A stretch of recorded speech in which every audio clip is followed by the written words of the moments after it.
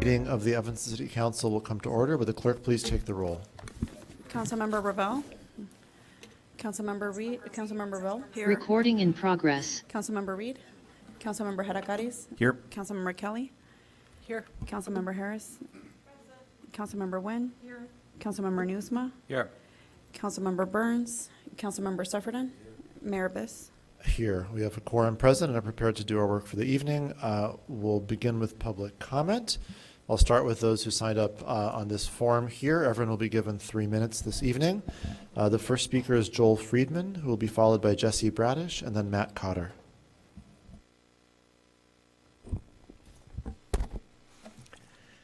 Good evening, Mr. Mayor, City Council members, Mr. City Manager. My name is Joel Freeman. I live at 2151 Hartree Avenue in Evanston. I've been there since 1991. I'm here because in 2017 and 2018, I was co-chair of the Climate Action and Resilience Plan Working Group. And this has been in place since City Council adopted it in late 2018. And as such, it's very gratifying that on page 5 of City Council goals, CARP, or the Climate Action and Resilience Plan, is number 2 on the list of goals. So that's very heartwarming for me. And what I want to make sure is that the items in the Sustainability Fund and other items related to CARP are not only continued, but enhanced as you discuss your budgeting considerations. You've enabled a certain amount of momentum to begin, and we don't want to lose that momentum. There are activities in place that took a while to start, and to allow those to continue will mean more goes towards the program, more goes to the citizens, because the development part you've already enabled. And so I want to make sure that none of that is lost and that it gets enhanced. So the Sustain Evanston has been a great concept for businesses. They've been small grants that have benefited a lot of folks. And just want to make sure that this key goal, which appears in many places, the CARP programs are often in many places in the budget.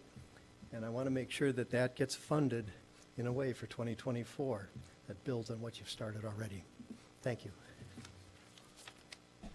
Thank you very much. Would the clerk please add Councilmember Reed to the roll? The next speaker is Jesse Bradish, who will be followed by Matt Cotter and then Jerry Garl. Hey, I hope everybody's having a good day. I'm having a pretty good day. My name is Jesse and I live in Evanston. And I'm also here because I care about climate change. And it is the deciding decade. I'm sure you've heard it. We don't have time. We seriously have to do a lot by 2030. And it's even 2025. We have a 50% waste reduction commitment by 2025 in CARP. So whatever we're spending, I think we just need to double it. We need to triple it. It has to hurt. It's all going to be more expensive later, right? So thank you so much for going from $250,000 to $500,000 for Sustain Evanston. That's giving money to retrofit Evanston businesses, helping them save money, helping us just generally meet all of our goals and keep the climate livable. We would like to see more money for the Green Homes pilot. There's $1 million from ARPA. If we could match that with $1 million of our own tax dollars, that would be really saying something. And I think we need more micro grants like bikes, e-bikes, other ways to help. Because if we're going to do it, if we're actually going to stop climate change, everybody has to do everything they can today. We're going to be hand-holding our citizens. We're going to be hand-holding our businesses. We're going to be paying for them to do the retrofits because that's what has to happen to do what has to happen. So I really hope, even though I'm sure there's a lot of priorities, it's a threat multiplier.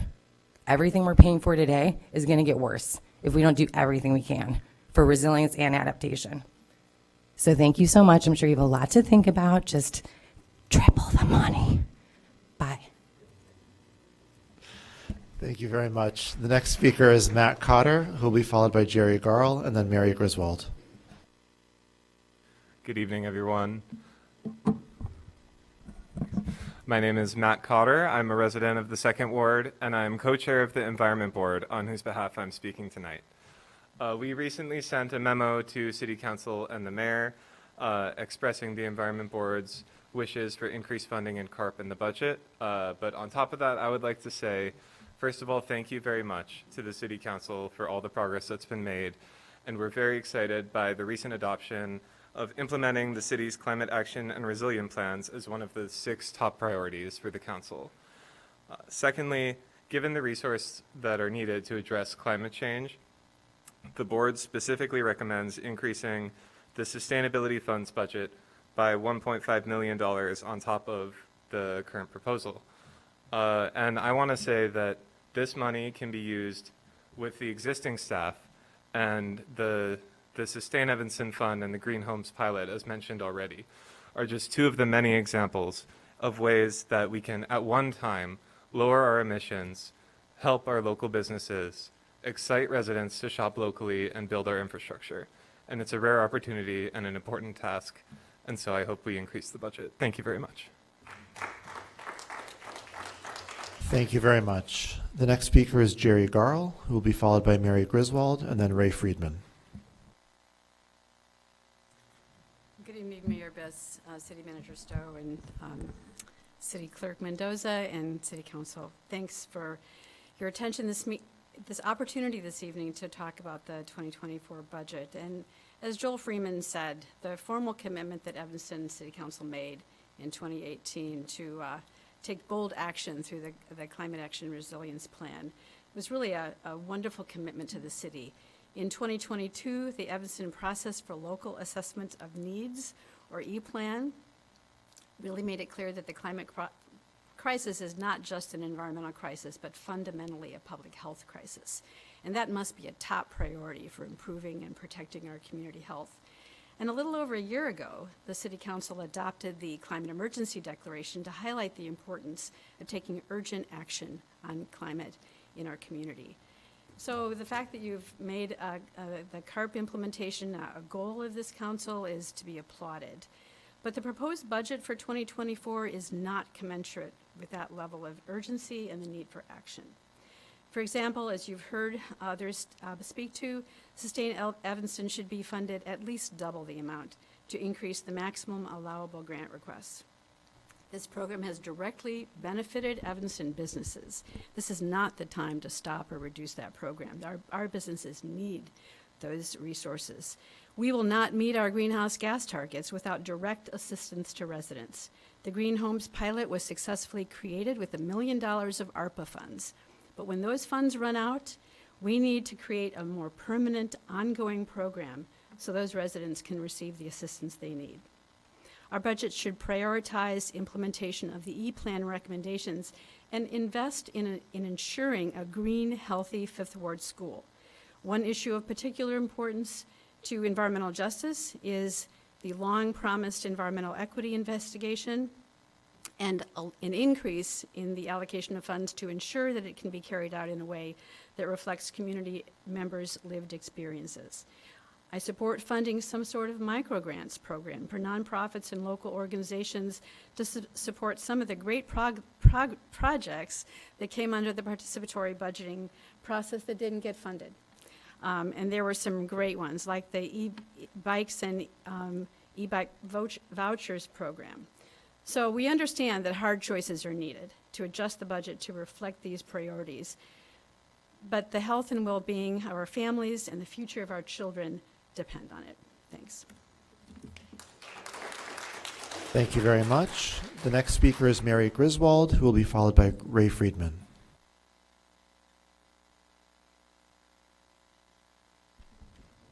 Good evening. My name is Mary Griswold. I live at 318 Debster in the 3rd Ward. And I am here because I am a concerned citizen about the problem of our deteriorating climate. And I have to say, as a citizen of Evanston, I'm very proud of our city that has gone to a great deal of effort to make the climate resilience plan and has funded a number of projects. But I would urge you, because the climate issue is so relentless And we need to act on it as soon as possible. So it's not one of these things where you can kick the funding down the road. I think we'll be much more effective if we do it as soon as possible and as much as we can possibly put into this. So thank you for allowing me to speak. Thank you very much. The next speaker is Ray Friedman.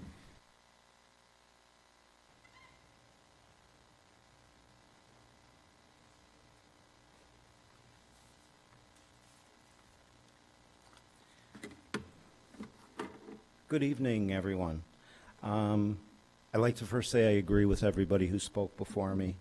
And I have a big wish list for tonight. First of all, I wish for peace in the Middle East. The violence needs to stop, not only in the Middle East, but in Chicago, across the U.S., with muggings, shootings, robberies, lootings of stores. What happened to our decency and being compassionate to one another? Our society is struggling to step up to the plate and do the right thing, taking care of each other instead of shooting each other. Mayor Biss was correct in asking the question and speaking out about what is the meaning of life. I guess it would be safe to say we all should strive to be happy, healthy, nurturing, and being there for family and friends. Thank you, Mayor Biss, for bringing it up. And it seems you are correct about people being angry. I feel that also. Why are people angry? Some of those issues can be changed or resolved, and some not. But tonight, we're here to talk about the budget. First of all, I'd like to say what a great idea it was to create participatory budget. And although I agree with all 7 items that were chosen, this concept was to figure out the best way to use only $3 million in ARPA funds. That was only part of the $44 million that was given to us. My question is, once again, why do we keep on spending more money than we have? That seems to be counterproductive. In the past 5 years, you've increased our budget by $150 million and doubled our general obligation bond debt by $100 million to $200 million, costing us at least $15 million per year in debt service. We have almost 900 employees, many at 6-figure incomes, plus hiring consultants and doing studies. How do we go about cutting our expenses instead of raising taxes and fees? Can you please tell us if there's any other city, town, or village with 78,000 people or less that has 900 employees, plus about 200 volunteers? Or another city, town, or village our size that owes $200 million in general obligation bond debt. We are selling water to our neighbors, making a profit off of these sales, which would be saving us money. And yet you want to increase our water bills by 17.5% and increase property taxes by 7.9%. Give everyone an 8% increase, and it appears you have built in Time. a $20 million deficit for next year's budget and already proposing to use 2024 general obligation bonds. And you wonder why people are angry. My suggestion Thank you very is- much. Your Can time I is give up. you 3 more sentences, please? Your time is up, My Mr. Friedman. suggestion is to use our participatory budget plan for 100% of the 2024 Thank you very much, Mr. budget. Friedman. And I'll bet the residents could come up with a balanced Thank budget you. Thank you very and create a much. savings. Thank you. Thank you very much. That concludes the people who signed up in person to speak in person. So next we move to those who signed up online to speak in person, beginning with Melissa Rahman Molitor, who will be followed by Jeff Boarini and then Joreen Graham.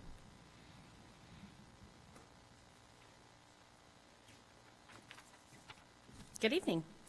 I'm honored to be able to speak with you again on behalf of the Arts Council.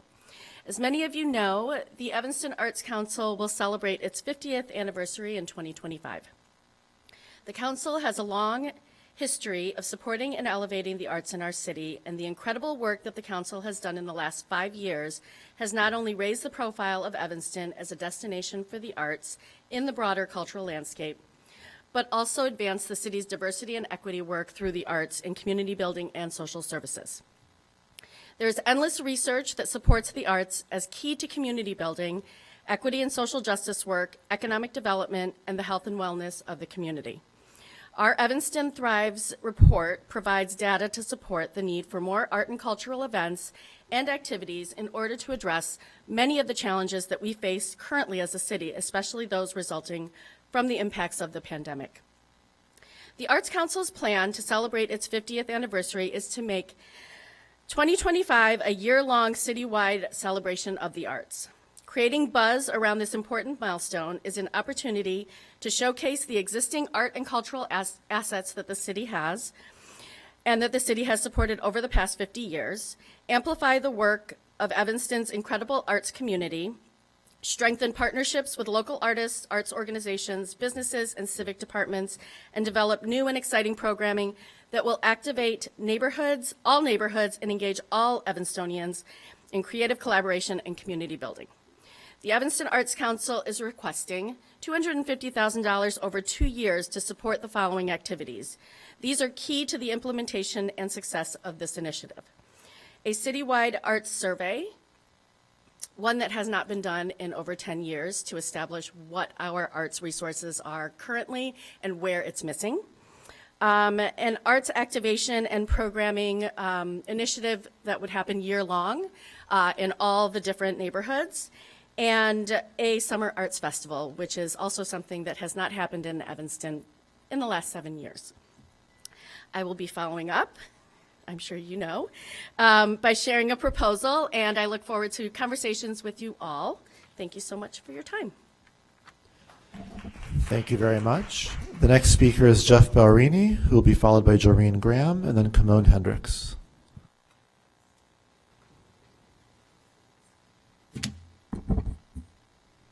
There we go. Good evening. I'm Jeff Barini, and I live in the second ward, and I have some comments on the proposed city budget. For many years, I worked at McDonald's as a department director responsible for our department's budget. Asking for an increased budget was always an uphill fight, and when sales didn't meet projections, budget reductions were common. I've led the boards of 2 local nonprofits, and budgets are always tight with needs far exceeding available funds.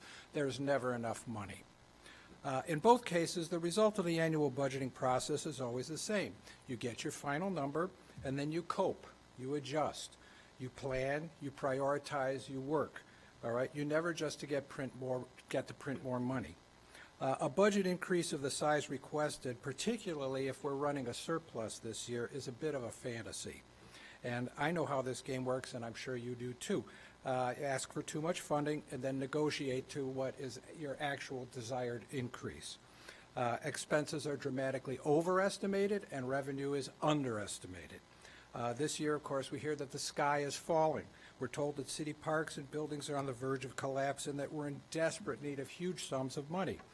But this same approach has led to the city accruing over $120 million in surplus money over the past 3 years. That's $120 million of money above our reserves that should be returned to the taxpayers or applied directly and completely to this 2024 budget, avoiding the need to raise taxes. In these chambers, there are frequent references to the inaffordability of living in Evanston. Well, here's an opportunity to do something about that, or at the very least, not make things worse. As a resident, I urge you to determine the budget number that you would like to see, the City Council, then direct staff to create a budget that meets this amount and adhere to it. Staff will prioritize the work that needs to be done first and then what to accomplish over the coming years. Additional money for unforeseen expenses, opportunities, or those nice-to-do projects that come along will be requested of you, as in the past, so that you can adjust and that you can decide. So I don't mean to lecture, but please direct staff to go back and rework this budget with a much sharper pencil. have the revised budget vetted by your Finance and Budget Committee so that you can discuss the proposed budget with confidence in the numbers. Thank you. Thank you very much. The next speaker is Joreen Graham, who will be followed by Kimon Hendricks and then Shelley Lopez McFarland. Good evening. My name is Joran. I am a resident of the First Ward. I am here tonight to speak on behalf of including participatory budgeting in the 2024 budget. And I want to start by thanking Alderpeople Reed, Burns, and Newsma for overseeing participatory budgeting thus far. I came to Evanston in 2019 to attend Northwestern University. Since then, I have lived, worked, and studied in Evanston. But for most of that time, I didn't really feel like I was part of Evanston or the community here. And that's because I didn't really know a way that I could be involved here or give back to the community.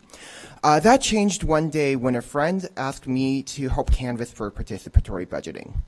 It seemed like it might be a good idea, so I decided to give it a try. My first canvassing session was at a queer makers market in Raymond Park. And that experience convinced me that participatory budgeting is really important. And since then, I've gone canvassing many times at multiple different places across the city. Through that, I've met a lot of different Evanstonians. I've met Evanstonians who work different jobs, people of different ethnicities and backgrounds, young Evanstonians, old Evanstonians, people who have lived here all their lives, people who have just moved here. And these people shared with me the things that they care about. They shared with me their ideas and visions for what the future of Evanston can look like. And through participatory budgeting, I had an opportunity to share with these people a way that they could be actively involved in making that future a reality. People really cared about this. The evidence is in the 8.4% of Evanstonians who voted in participatory budgeting. So participatory budgeting was my route to becoming civically engaged in Evanston. It was the route for dozens of other volunteers to become civically engaged here and for the thousands of people who voted. If participatory budgeting has seen this much impact just during its pilot phase, I can only imagine that it will be much more successful in the future. And I thank you, and I hope that you will include participatory budgeting in the next budget. Thank you very much. The next speaker is Kimon Hendricks, who will be followed by Shelley Lopez McFarland.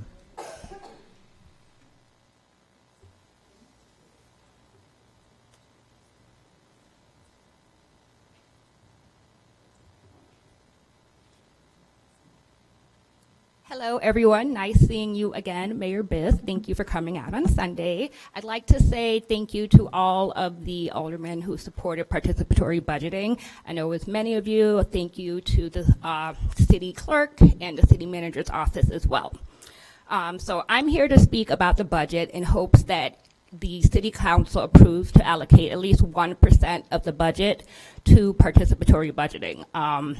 It has been a process that I have been deeply involved in, and I've enjoyed the process and believed in it and was super excited when I first heard about it. Although my project, which I worked on, did not get approved, throughout it I realized that over 1,000 people voted for it, and I also got a chance to meet other people who want to help push it forward and still bring it into fruition throughout the community. Participatory budgeting is a community uniter. It has brought many people together. We had over 6,000 votes. We had over 12,000 people sign up to our newsletter to subscribe, and also my organization is one of the partners. It is something that us as community members feel would benefit the community, and also I think it might shorten the line of comments that you guys get every Monday night and have the committee members tussle about it, right? But overall, I'm just hoping that you guys can find some money somewhere, 1% of the budget to allocate to PB, because it's something that really makes Evanston happy, and a lot of people come out and support it. So yeah, thank you all. Thank you very much. The next speaker is Shelley Lopez McFarland.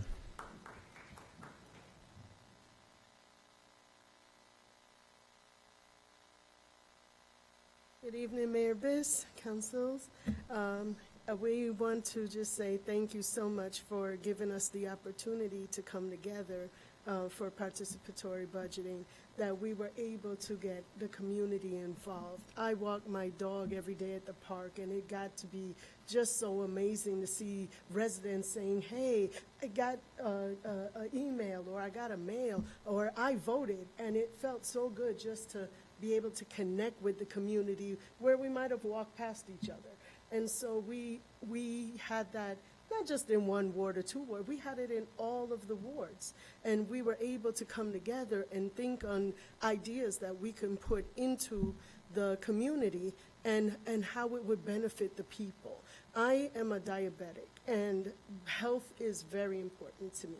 And in that, a lot of people don't know that diabetes actually starts in the mouth. And a lot of people don't go to the dentist until it hurts. So one of the projects that the residents came up with was, can we please do something with dentistry, because medicine gets so much money, but dentistry kind of falls by the wayside.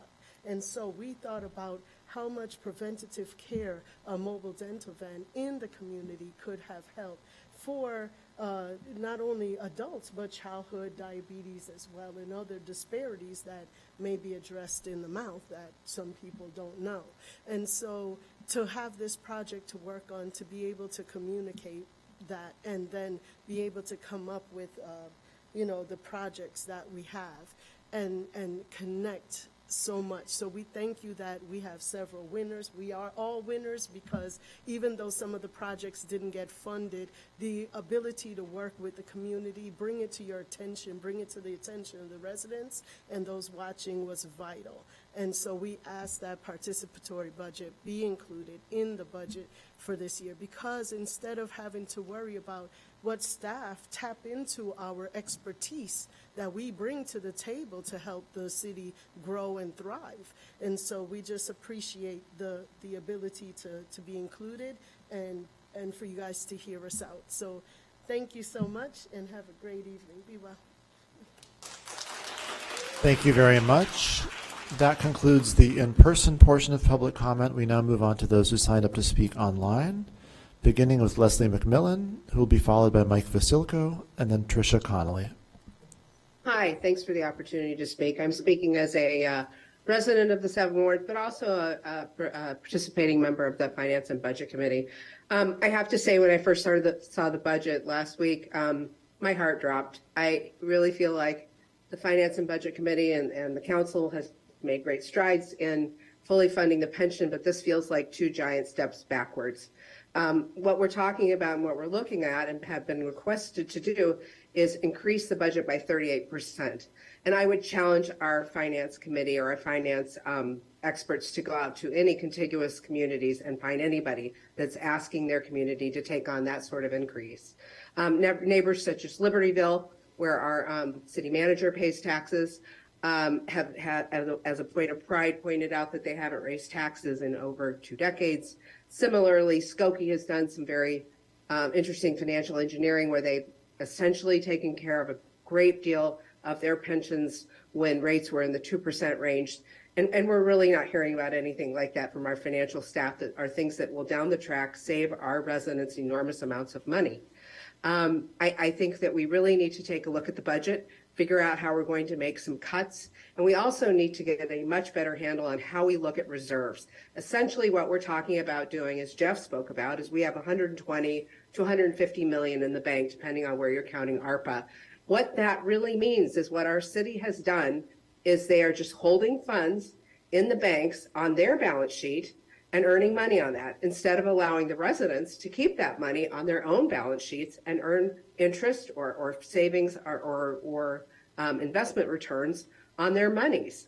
And the other thing is, if you look at other cities' budgets, which I've spent quite a lot of time doing in my capacity on the committee, they talk about the fact that they have reserves in order to not have to bond out.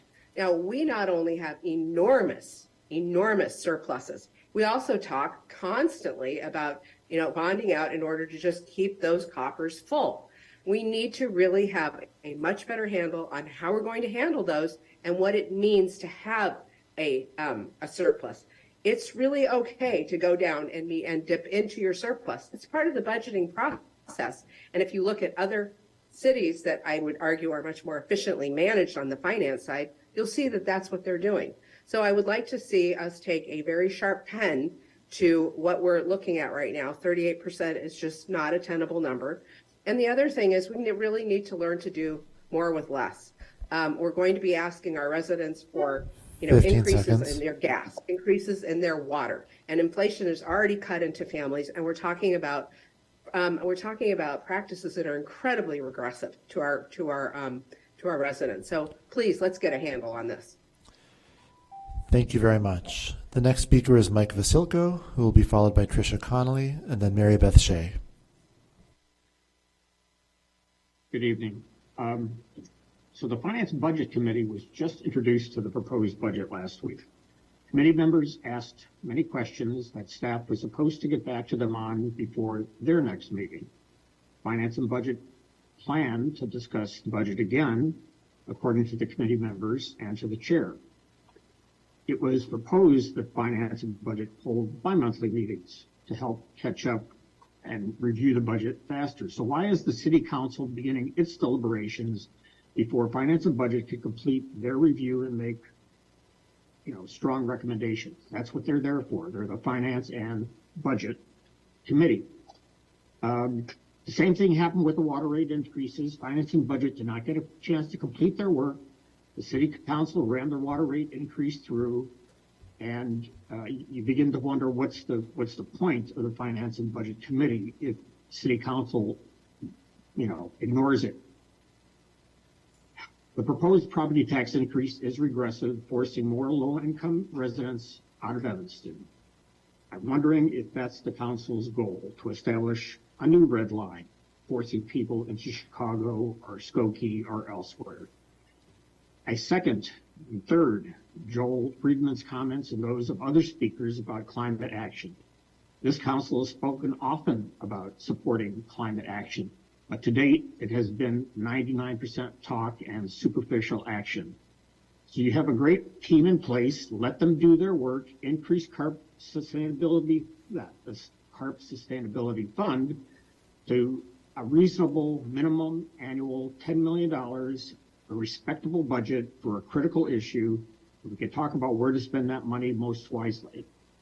The proposed budget can't be called a serious attempt to manage Evanston or to make Evanston operate more efficiently. It is obscene to have an employee count increase to 895 people, not including the consultants, not including the 200 volunteers. A property tax increase is not needed. The city manager is insulting or testing your common sense. 895 employees is insane. For the 10th or 12th time, where is the summary of all the fund surpluses over and above the reserves? Several committee members of Finance and Budget asked again for that document, and it has not been produced. The budget will be an election year issue. You may recall one of the most important things you ran on last election year was Northwestern. 15 seconds. Northwestern and paying their fair share. You have not forced that issue with them. It's not going to be the Ryan Stadium. That's not the Golden Goose. You must get Northwestern to pay their fair share, whether that's taxes or because they could lose their charter, the way they're acting. Thank you very much. Taxes or whether it's payment. Thank you very much. Thank you. The next speaker is Tricia Connolly, who will be followed by Mary Beth Shea. Hello, Tricia Connolly, 2nd Ward. I'm here tonight to speak about SP1.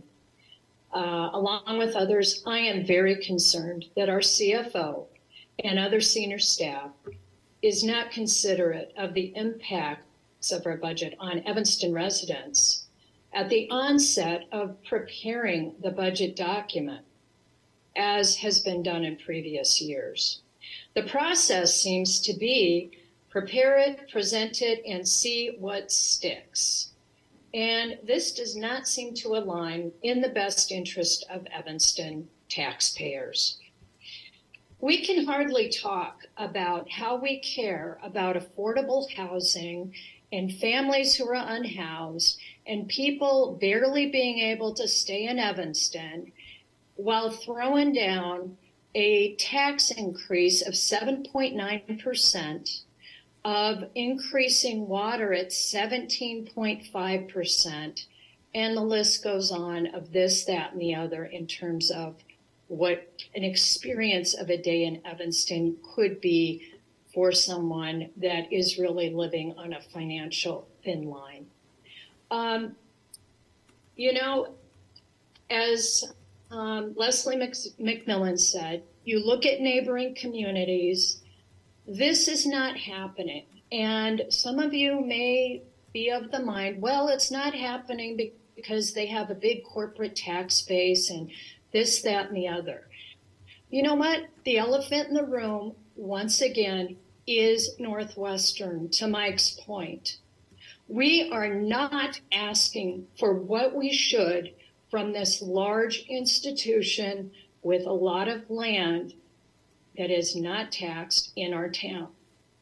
That time has come. It has been beyond time to, have a backbone, not run cover for Northwestern as the city of Evanston, and do right for the citizens here.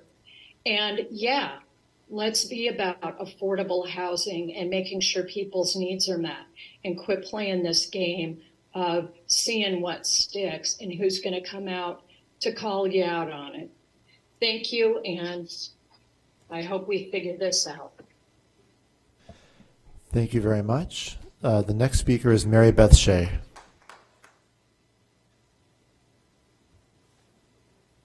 Good evening. I'm Mary Beth Shea. I live in the 6th Ward, and I raised my 2 daughters here in Evanston. I appreciate the specific budgetary suggestions that my fellow climate activist suggested at the beginning of this meeting. I wanted to pull back and read something from the United Nations website on climate action. It's a short article called Why Finance Climate Action, and the subhead is A Livable Climate is the Best Investment. In the end, it's simple. Without investing in the right places, the world will not achieve its climate goals. It will shoot past a global temperature rise of 1.5 degrees Celsius, leading to increased climate impacts that will threaten the health, jobs, and well-being of people everywhere. Climate action requires significant financial investments, but climate inaction is vastly more expensive. Thank you. Thank you very much. This concludes public comment for the evening. We move on to the next section of our agenda, which is special orders of business. These are 2 significant items, both for discussion only. So first, is there a motion to initiate the discussion on item SP1? Second. Councilmember Harris moves that we begin our discussion on the FY 2024 proposed budget overview and FY 2024 library proposed budget overview. Councilmember Nusma seconds. Mr. Stowe, I think there's some presentations from staff that you anticipate. Yes, good evening, Mr. Mayor, members of the council, Clerk Mendoza. We're going to start with our CFO, Hitesh Desai, and our budget manager, Clayton Back, are going to start with an initial presentation. And at one point, we're going to take a pause to ask each of the directors to share 2 or 3 minutes presentation on their fiscal 24 initiatives and requests.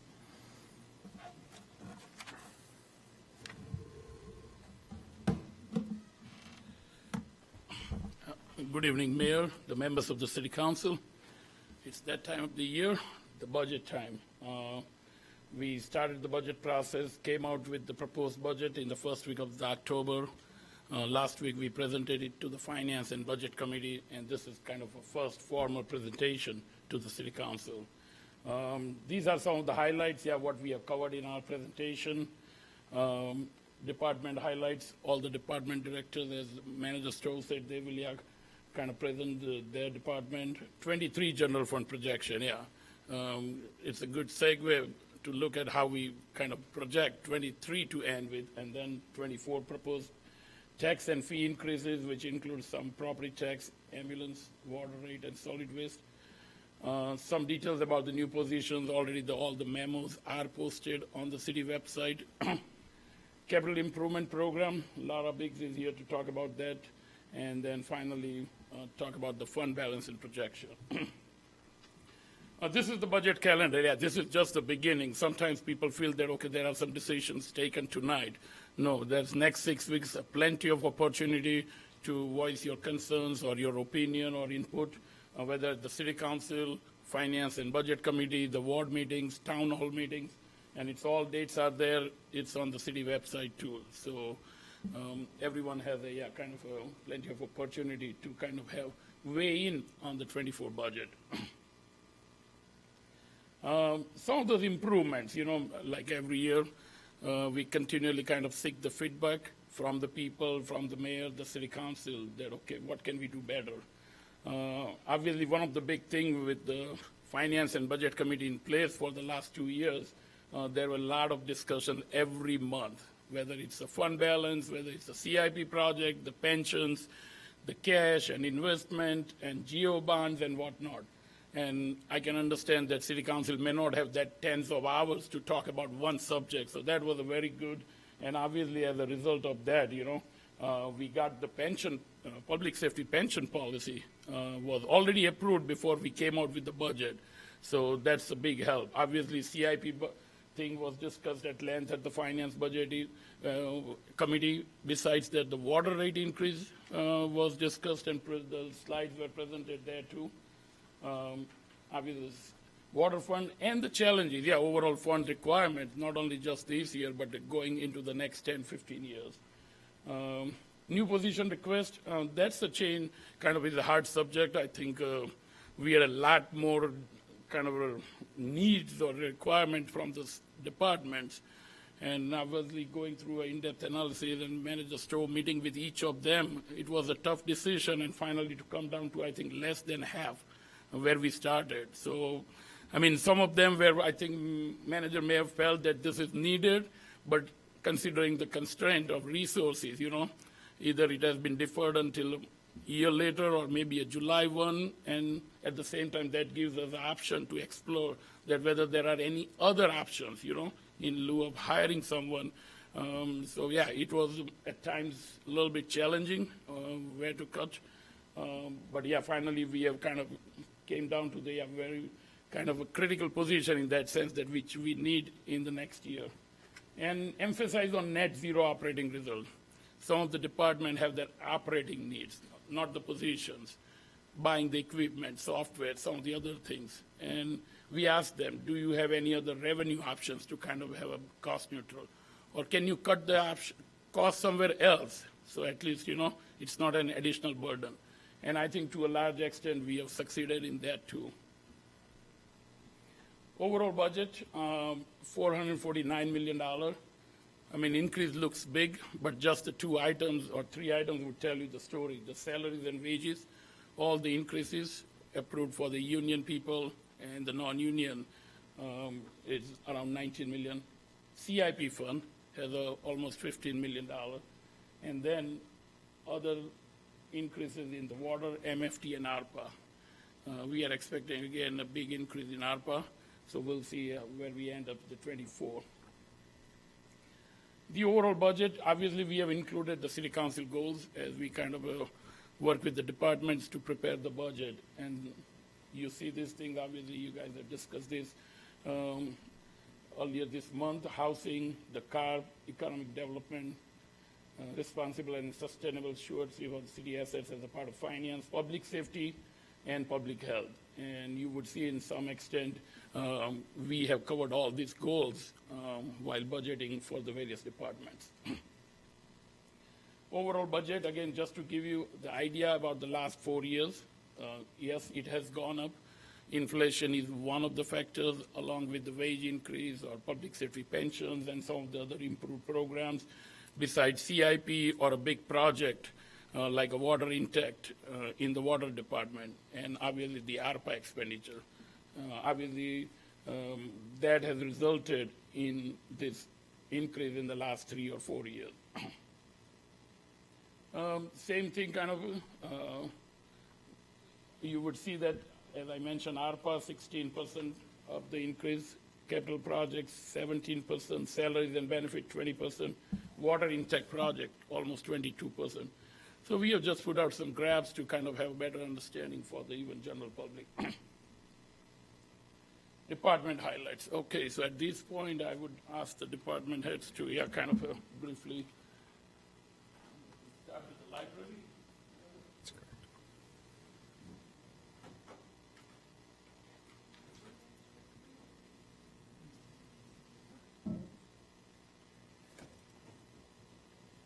Thank you, Hitesh. Thank you, Mayor Biss, City Manager Stowe, and council members. My name's Heather Norborg. I'm currently serving as the Interim Executive Director of the Evanston Public Library. I'm joined tonight by Library Board Trustee Megan Shea and Library Development Manager Wynn Shaver. Thanks to Hitesh's team and the other department directors for letting me present first tonight, since, as you know, the library is a special case. We aren't a department of the city like most others, but are a component unit, an independent unit of local government authorized and organized by the Illinois Local Library Act. This state statute provides for the appointment of an independent legislative body, the Library Board of Trustees, to govern the library. The board is appointed by the mayor and approved by the city council. Thank you very much for your work on that. I'm here tonight to tell you about the priorities and work of the library and the budget that the library board has developed to accomplish those priorities and that work in 2024. As you know, 2023 has been a big transition year for the library. The board has recently appointed our next permanent executive director, Yolande Wilburn, who will join us next month.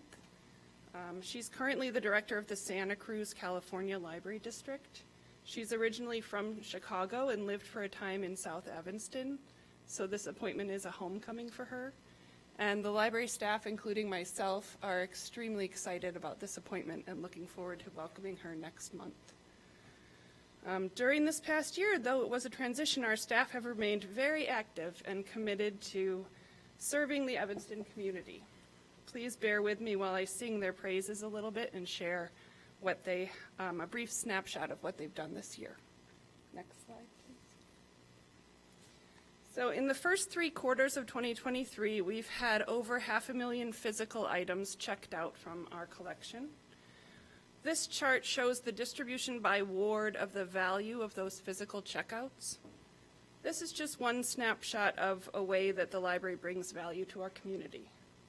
It doesn't include digital items that cardholders can access through our website or library apps, such as ebooks, audiobooks, magazines, streaming films, and research services, including our most recent contribution to the collective memory of the Evanston community, a digital archives of local newspapers going back to the 1870s, and including important mid-century newsletters documenting the local African American experience, which we partnered with Shorefront Legacy Center to include in this database. The database is available to anyone with an Evanston Public Library card. It also doesn't include the hundreds of quality programs that our staff produce each year. Next slide. Quick point of information on that previous slide. Was that for both branches, the main branch Yes, and Robert Crown? Mm-hmm. All right, thanks. So far this year, we've produced nearly 900 programs at our physical locations of the main library and Robert Crown branch and virtually. These programs have had over 15,000 attendees. In addition to these, we intentionally bring library services out to community events and partner locations around town. Our programs, both internal and external, serve the entire community, from story times and visits to daycares for our youngest family members, to memory cafes, arts programs, and educational lectures geared towards our older adults, and every age in between. We really serve birth to 110. We partner with the schools and out-of-school organizations to reach youth and teens, including our award-winning STEM programs and partnerships focused on BIPOC and female-identifying youth, who are groups that are underrepresented in STEM fields. We have a wide variety of family and multi-generational programs.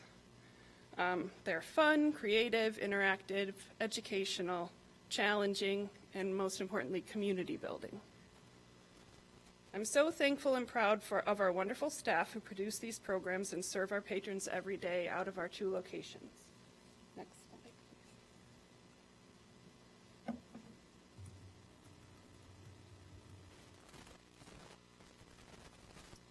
In addition to the events at our buildings, so far this year we've hosted or attended 331 events at 47 different locations. We've interacted with over 8,200 participants at these external events. We intentionally prioritize locations in the areas of town where we've traditionally seen low library usage, such as the 5th and 8th wards. Next slide, please. While having a library card is not required to attend any of our events, we encourage Evanston community members to register for library cards everywhere we go. Thus far in 2023, we've registered 4,080 new library cards. These percentages, sorry for the numbers, are kind of low, but on the left-hand side there are the wards by number with 1 at the top and 9 at the bottom. These percentages show the increase by ward. We're also a member of the CCS consortium, which makes the collection of over 20 area libraries available with an EPL card. Next slide. Library staff are definitely our biggest expense, about 74% of our total expenditures. We've kept our non-personnel expenses relatively flat for the last few years. The increases in the 2024 budget that I'll illustrate tonight are due to increases in personnel costs, though we are not adding any additional positions in 2024. Next slide. At this time last year, before the Baker-Tilly class and compensation study and the AFSCME union negotiations were finalized, we had anticipated a personnel budget for 2023 of about $6.5 million. This was an anticipated 6.5% increase over the previous year. The actual results of the class and compensation study and the union contract, plus the approval by the library board to shift our part-time safety monitors to full-time in mid-2023, means that the increases to the personnel budget for 2023 were higher than 6.5%. That number would have been closer to $7 million for 2023. So the 2024 personnel budget number that you see here reflects the actual effect of those salary negotiations, including the negotiated 11% increase for 2023 and the 3% increase included in the contract for 2024, approved recently by this council. Our staff would like to thank you for that approval. Again, it does not include any additional positions for the library next year. Next slide. So just quickly about revenue, the largest revenue source for a public library in Illinois is from local property taxes. The library tax levy accounts for only about 3% of the Evanston property tax bill. Next slide. To put this into context with other area libraries, EPL receives about half the property tax funding per resident compared to our neighbors. Next slide. While the local property tax levy accounts for nearly 90% of our revenue, the library does pursue other revenue streams such as grants and donations. You may have seen a recent announcement about a Illinois State Library grant that we got for our STEM programming. Wynn and her team are constantly helping us apply for non-tax revenue. The philanthropic sources account for about 10% of our budgeted revenue for 2024. Next slide. The library's budgeted net tax levy was flat for 3 years in 2020, 2021, and 2022. Last year, we increased the tax levy by 3.9% to just over $7.5 million. Our non-tax revenue stays around $1 million year to year, a little bit over, a little bit under. For next year, we're anticipating about $950,000 in non-tax revenue because of the grants that we've applied for and are confident that we'll be getting. And so for next year, the library board's budget includes $8.2 million in tax levy revenue. That's a 9% tax levy increase over last year. 9% for our budget is just over $675,000. Next slide. So as they do each year, the library board carefully considered many options for the 2024 revenue or budget. We looked at the impact if we kept the tax levy flat again. We considered how much we would have to increase the tax levy to cover the total increase of the approved personnel costs. That would have been about 19%. We discussed the impact of these options on the library fund going forward for the next few years. After all of those deliberations, the board has developed a budget that includes a 9% tax levy increase. Even with this 9% increase, we will end the year with a deficit, so we will use library operating fund balance to make up that difference. The library board's policy seeks to maintain 4 to 6 months of expenses in its fund balance. In 2024, the library's budget does include spending down this fund balance by over $700,000. So we anticipate continuing to spend down some of this fund balance for the next few years because of these, again, personnel cost increases. Next slide. Yeah. So just to fit our schedule into your schedule, this Wednesday, the library board will have its truth and taxation hearing. And then at the regular November meeting, the library board will adopt the library's tax levy, which will then be brought to you as the municipal authority to levy on behalf of your Evanston Public Library. So thanks again for the time to present this to you tonight. I'm happy to answer any questions if you have them. I think what I'd like to do is go through all the presentations and then we'll hold questions for afterwards. Sounds good. Thank you very much. And next up is Director Kano. Good evening. Mayor Biss, council members, Clerk Mendoza, City Manager Stowe. My name is Edgar Kano. I'm the Public Works Agency Director. I'm going to try to go through our requests pretty quickly here, starting with positions. We're asking for a total of 7 positions, the first one being Assistant City Engineer and Assistant Traffic Engineer. We do believe that 50% of this cost could be shared between the water and or sewer fund. With the continued growth in our capital improvement program and increase in the number of responsibilities, we need assistance in order to manage our projects, our infrastructure development, and also make sure that their maintenance is properly kept. So the Assistant City Engineer will be providing additional support to a lot of CIP projects focusing on water mains, transportation, and street repairs, as well as providing assistance to the Traffic Engineer with traffic calming measures, which we seem to be getting a lot of requests for. Next is the Landscape Architect. Again, with Parks and Rec, with the Parks Capital Improvement Program is growing. We need to be able to respond to increasing infrastructure failures. Therefore, we need a dedicated employee to manage the necessary projects. We do believe that this position will decrease the amount of future work that will have to be contracted out for a potential savings of $250,000 in contractual services. The Tree Preservation Coordinator is next. That new position that was created to ensure adherence to the ordinance approved earlier this year, 15-0-23. That position is going to be responsible for evaluating trees on private property, making sure they're in compliance within building code, not taking down any trees that don't need to be taken down. We'll also be doing community outreach and education to the public on the best care for their trees. Out of the Water Fund, we have the National Pollutant Discharge Elimination System Compliance Coordinator. This has a start date of 7/1.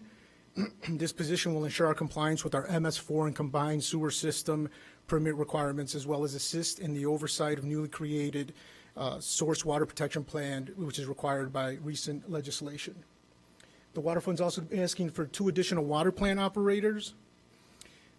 We've had a lot of recent turnover in our operator positions, and we've seen high overtime costs in order to fulfill our requirements to our customers. These positions will fill for water plant operators and maintenance staff when needed, instead of creating overtime and staff shortages. We've been experiencing a lot of overtime in the past few months. The Solid Waste Fund, we are asking for a recycling and environmental maintenance crew leader. This position will focus on 311 and customer complaints, as well as lead and support crews with special pickups and just overall trash collection, waste collection. This will help reduce the time in which we address requests, which is, I hate to say, currently 16 days. We hope to improve on that. And this will be offset by $110,000 savings from our seasonal budget. So we're turning the 110 that we typically use annually, and we're getting rid of that and putting it towards this position, so making it net zero. A couple of operating items here. Vehicle purchase. We're asking for $462,100 for vehicle purchase out of the water fund. This will go to replace a 15-year-old tandem axle truck with plow, as well as a hydro excavator that's past its useful life. And also, we are thinking of getting an electric vehicle for our inspectors, which we hope to hire soon, which already budgeted positions. We're also asking for $198,000 in emergency generator rental. We currently have a generator at the water plant that is not working, and we're not sure if repairs will need to be made. So we rented a generator to make sure that our operations don't cease and we're able to keep our commitment to our customers. We're not sure if the generator is going to be able to be repaired, and if we do have to replace it, there's talking about lead times of 52 weeks, 1 year. So we're asking for this money in the case that we need to rent it for the entire year. We also have $500,000 in corrosion control study. This study was approved back in September 13, 2021 by City Council. Before it was coming out of our CIP, we're moving it over to the water fund to appropriately charge our wholesale customers for it. This is not an increase to the contract, just a balance of the original contract. And then finally, there's the PFAS study. This PFAS study was approved by City Council July 24, 2023, to provide PFAS treatment technique studies in the not-to-exceed amount of $1.5 million for fiscal year 2023, 24, and 25, and this is just the 2024 portion of that contract. That's all I have. Thank you, Director Kano. Next up is Director Flax.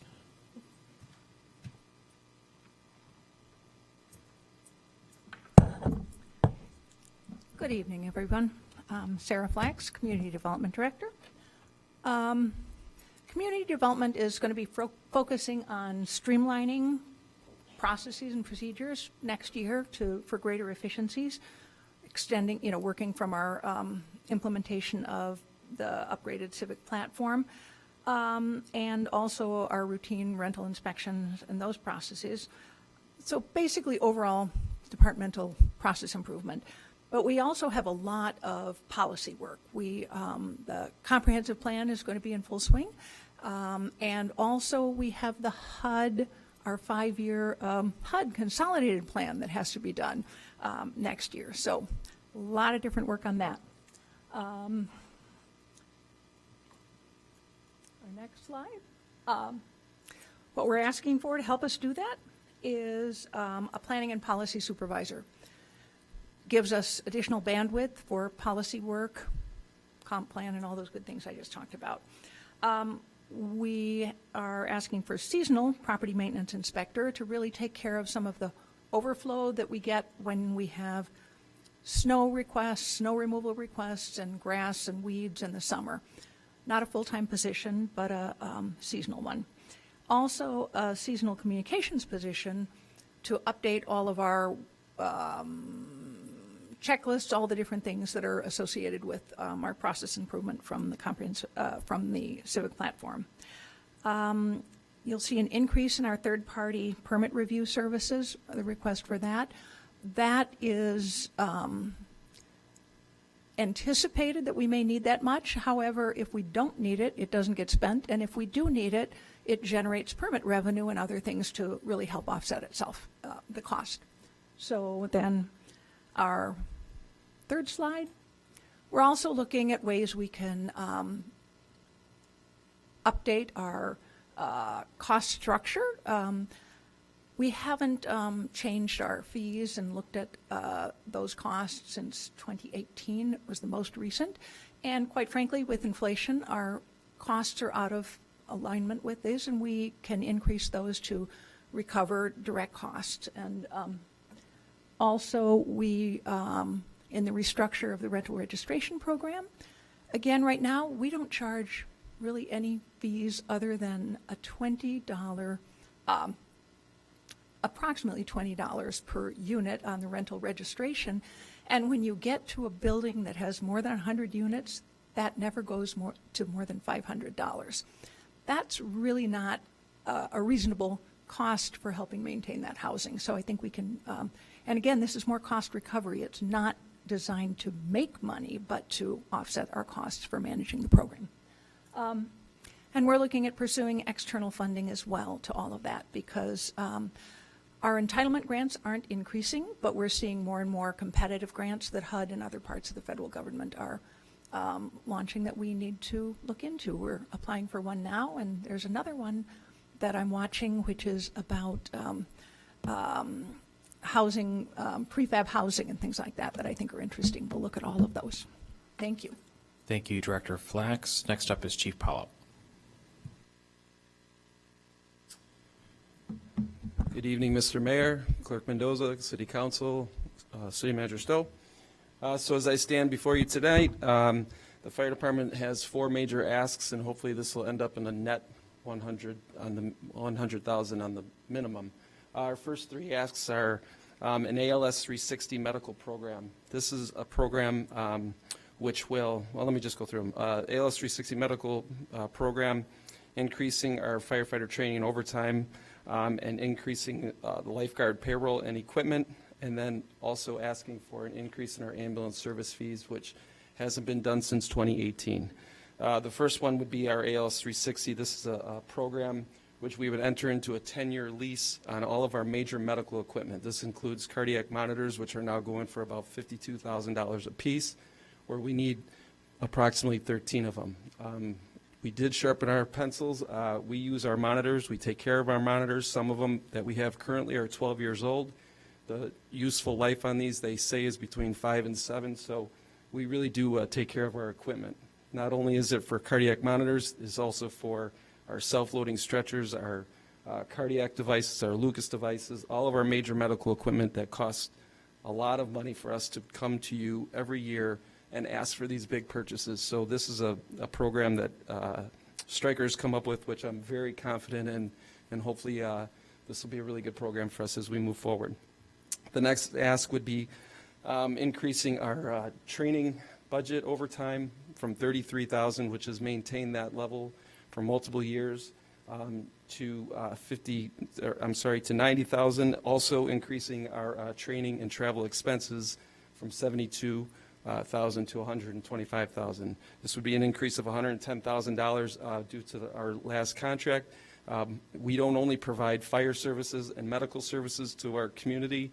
We also provide hazardous material, vehicle extrication, vehicle specialties, rope rescue, dive team. We probably have the best protected waterfront on the North Shore, I can promise you that. And then our next ask would be an extra $200,000 for the lifeguards. As you know, we acquired the lifeguards this year. I think it was a complete success. There are many things that we've learned that we have to do better for next year, for sure. But we do need that money to right that department and right that division with equipment, money for the lifeguards as they're working their shifts. And then the very last ask would be to increase our ambulance service fees from $1,500 to $2,000. Like I said, we haven't increased our fees since 2018. We've only had 3 increases since 1993. This would get us more in line with our neighbors, Glenview and Skokie, Naperville, which some are at $2,500, some are at $1,900. Doing some average analysis with our billing company, the average is about $1,700 for an ALS call. We're asking for $2,000. We hope to go for another 4 to 5 years without increasing that again. So at the end of this, hopefully we'll have a net of $100,000 at the minimum end on the good. Thank you, Chief Pollock. Next up is Deputy Chief Secluti. Good evening, Mayor Biss, City Manager Luke Stowe, City Clerk Mendoza, and esteemed council members. My name is Deputy Chief Melissa Secluti. I'm here on behalf of Police Chief Shanita Stewart, who was unavailable tonight. Here to explain a little bit about our budget, what we're seeking, and what lies ahead for 2024. First, we are seeking an additional position for a police commander. This need is prompted by our department's ongoing staffing shortage and the needs of the community. The proposed commander position will oversee specific units within various divisions. The role will encompass a wide array of responsibilities, including but not limited to planning, coordinating, training, directing, instructing department personnel, and handling logistics with citywide special events such as community events and Northwestern sporting events. Adding a full-time police commander is absolutely vital to ensure our community safety during our staffing shortage. Of note, in 2023, we assigned 2 patrol commanders to 4 squads in field operations. This past year has revealed that that particular span of control was not reasonable, and so therefore we need to reassign a total of 4 patrol commanders to field operations, which would mean that there would be 1 patrol commander assigned to each squad. Second, we are seeking an additional position for a property aide. Due to the volume of work, this position is necessary. A variety of work is conducted within our property bureau, such as evidence management, subpoena fulfillment, crime lab coordination, uniform equipment purchasing and distribution, and more. The additional position will assist in clearing up a backlog of property disposals, provide better coverage of property office hours, and increase overall efficiency within the Bureau. These 2 positions that we are requesting, the police commander and the property aide, are essential for police operations moving forward.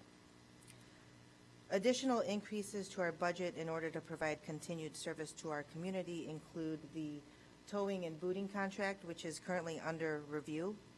There is a backlog of vehicles requiring storage at North Shore Police Pound while court cases are being resolved. The St. Francis Pet Crematory contract. Previously, our animal control warden collected animals for disposal. We no longer have the staff or the equipment to collect, store, and dispose the carcasses. Communications increase for CAD. The current vendor is old, and we're unsure just how much longer that vendor can support the system and therefore are in need of an upgrade. A training budget increase of $60,000. The current training budget of $161,000 averages to under $1,000 per officer. That does not include civilian staff. Training will increase especially due to the amount of vacancies that we have and mandatory training that is required by the state of Illinois. There are additional costs that are associated and requested by the department, but they are all tied to contractual obligations such as incentives, payouts, our current contract with Axon, et cetera. Thank you. Thank you, Deputy Chief Secludi. Next up is Director Agbo.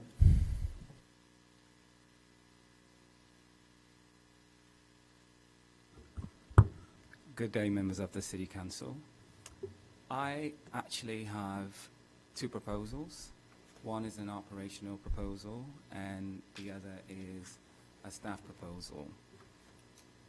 So, currently, we have a beach water testing program, and the methods that we're currently using to sample our beach water is pretty old-fashioned. Even though it's approved by EPA, it takes 18 hours from the time in which we collect the sample, incubate it, analyze it, and report it. 18 to 22 hours, which pretty much signifies that we are not providing information based on the beach status on that particular day in most cases. We're looking to upgrade our beach water testing model to the latest and newest technology, which will only take 2 hours from when we collect the sample, analyze it, and report it. And that is an important public health measure. If we are going to invest in the public health of our community, I think this is imperative that we go in this direction of sampling our beach water. Currently, we use a testing methodology called Collet 18. We are using the water lab in order to achieve this. If we switch to qPCR, which the results will be produced within 2 hours, it wouldn't be feasible for us to conduct it at our water lab. so it will have to be contracted out. The department will still be overseeing the program in conjunction with the lab that will be conducting these tests for us. So that is the proposal for our beach water testing. The other request is a staffing request. This wouldn't cost the city any money. In 2022, we received a grant for a disease intervention specialist. The issue is that this individual was hired on a temporary basis.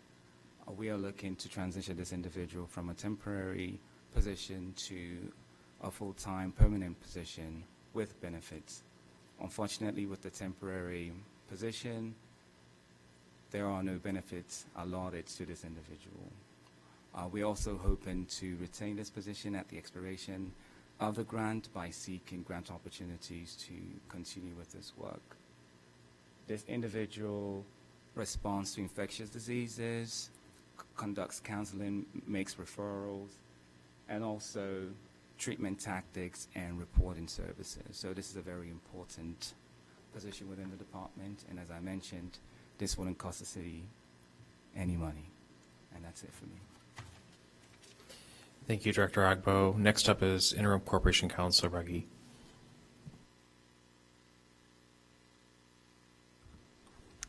Good evening, Mayor Biss, members of City Council, Clerk Mendoza, City Manager Stowe, Alexandra Ruggie, Interim Corporation Counsel for the city's Law Department. This evening and this year for 2024, the Law Department is making two somewhat small requests. We are looking for an increase of $15,000 to our outside counsel budget. This would allow us to hire outside counsel to help recover debts owed to the city.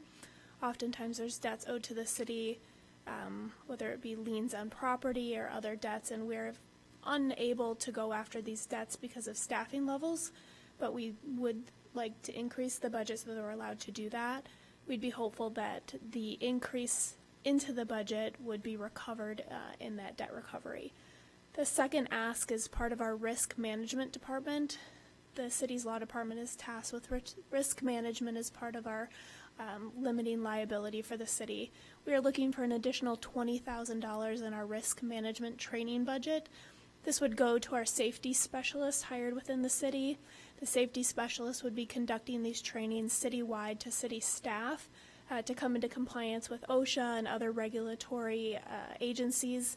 We're hoping that this extra spending for the city is a long-term savings in workers' compensation payouts and other injuries to city employees. Thank you. Thank you, Councilor Ruggie. Next up is Director Thompson.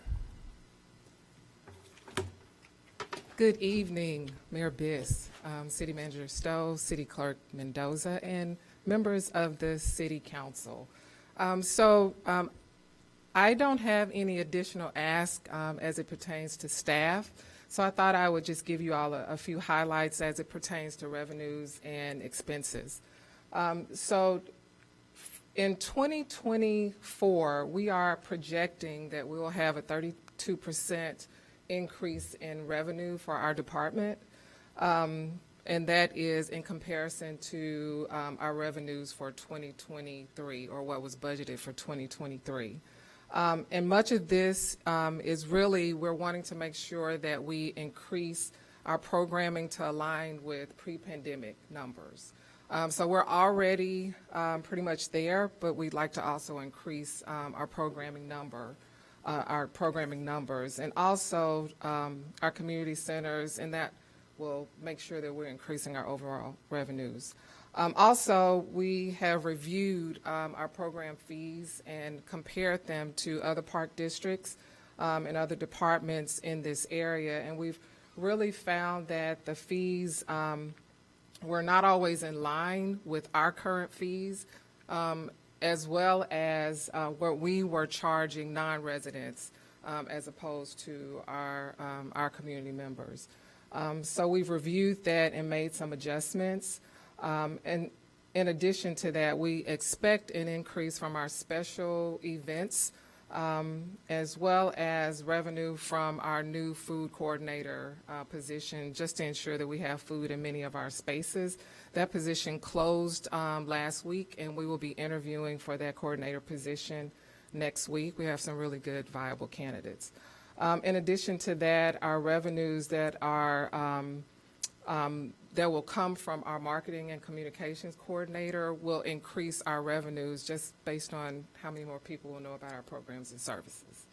So that's on the revenue side, but even though we've increased revenues pretty significantly, when you look at our bottom line, that still does not increase the bottom line. So I want to just give some examples as to why that is not happening.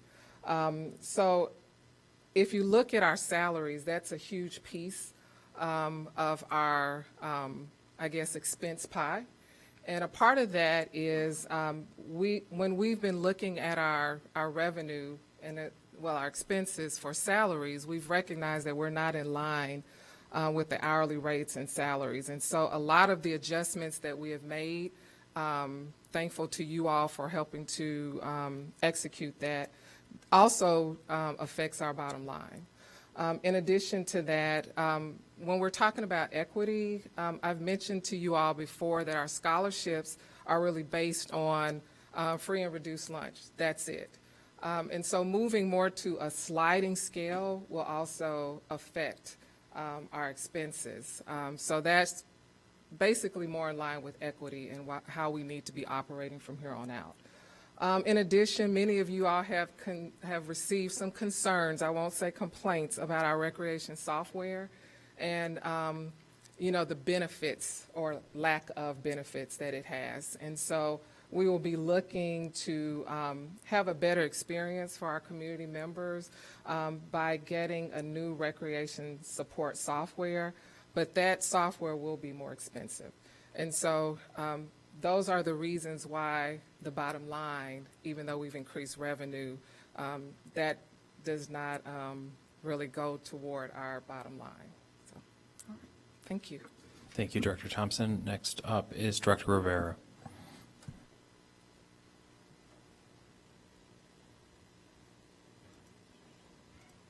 Good evening, City Manager Stowe, Mayor Biss, and members of the City Council.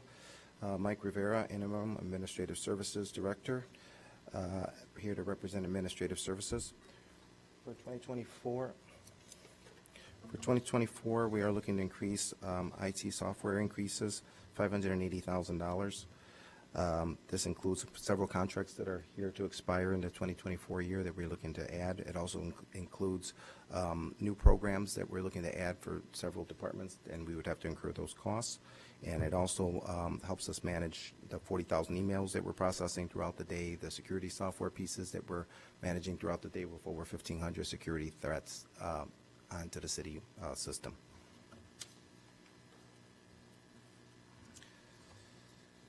For facilities and fleet management, we are looking to add one facilities worker 2 position.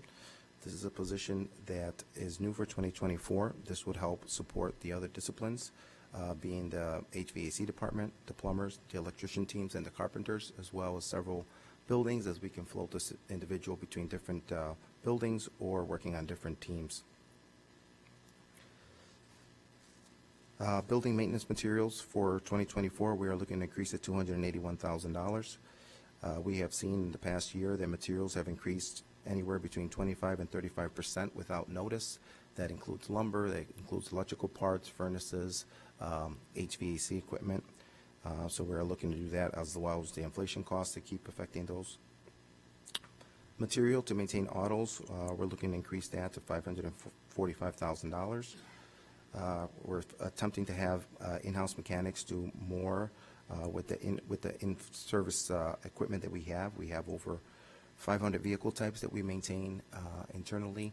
Those types of vehicles being specialty vehicles like fire trucks, police vehicles, forestry vehicles, chippers, trailers, different types of in-field equipment. Vehicle replacement costs, we're looking to increase that $665,000. This includes some electrical vehicles, and what we're noticing is the electrical vehicles are costing more than fueled vehicles, and specialty vehicle types are also increasing, so this is why we're looking for that increase.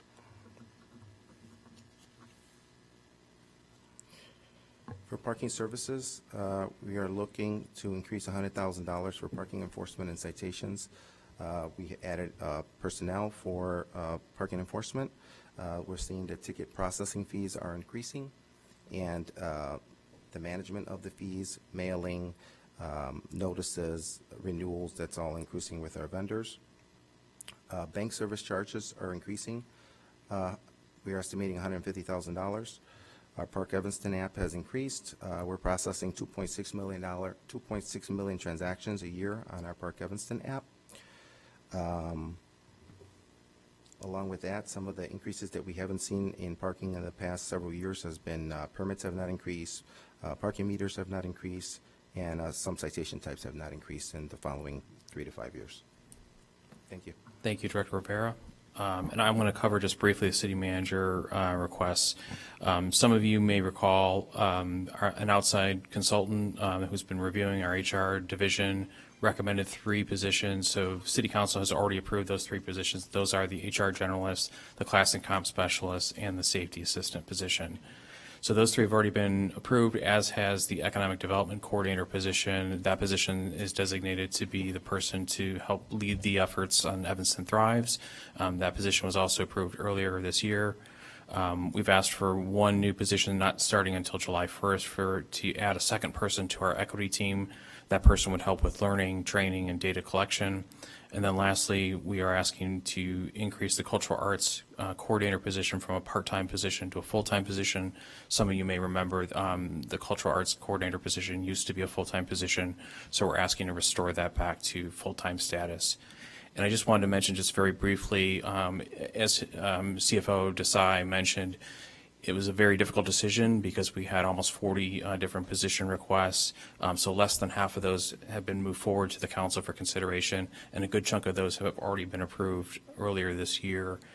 Some of the criteria that we thought about going into this process, first of all, was life safety issues. The assistant city engineer, traffic engineer position is a position that's going to help us with traffic calming and crosswalk issues. So we felt that that was really important to move forward. We've been hearing a lot about that, especially in a post-COVID world. We also thought about protecting existing city assets and facilities. That's where the facility maintenance worker comes in. If we're not properly maintaining our buildings, they're going to fall further in disrepair and ultimately cost us more money. We also thought about incoming revenues that can exceed expenses, as in the food service coordinator position. That position is going to bring in more revenue than that position costs. We've also discussed bringing work in-house and reducing consultant spend. That landscape architect position that Director Kano mentioned, that position, we have tons of work for that person to do. We can bring it in-house and save on consultant spending. Director Agbo talked about the disease intervention specialist position. It's grant funded. That's not going to cost the city money. And then lastly, offset by reducing other expenses. The Public Works crew leader is an example where we're consolidating other funds that we're already spending and using that to offset the costs of the Public Works crew leader. And as I mentioned before, we have 3 or 4 positions that are we've scheduled not to start till July 1st to kind of take further pressure off the fiscal 24 budget. With that, we'll go back to the budget team for their presentation.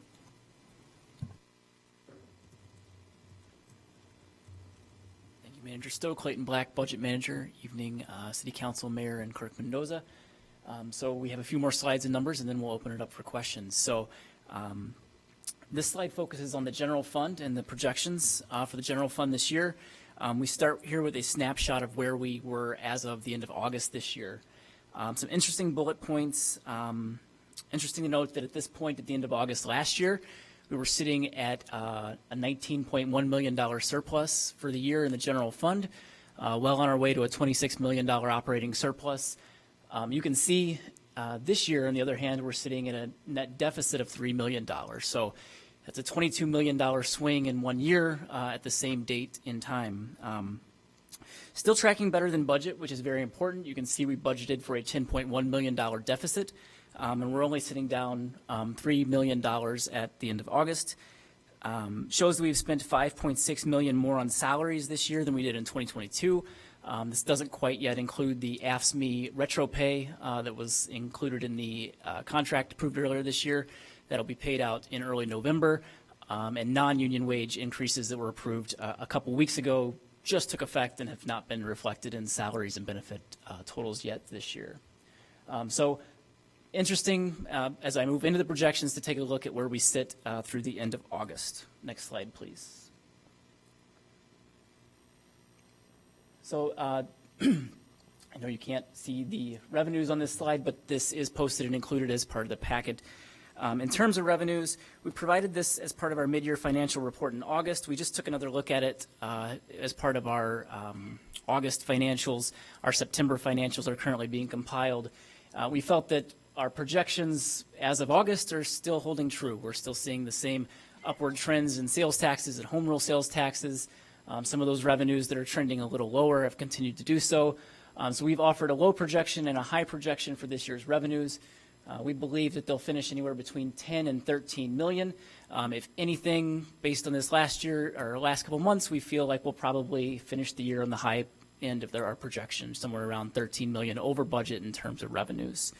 Next slide, please. So those 13 million in revenues helped to wipe out the budgeted deficit that we had. We had budgeted a $10 million deficit, which means if we bring in 13 million more than we thought in revenues, that essentially puts us at zero to start the year.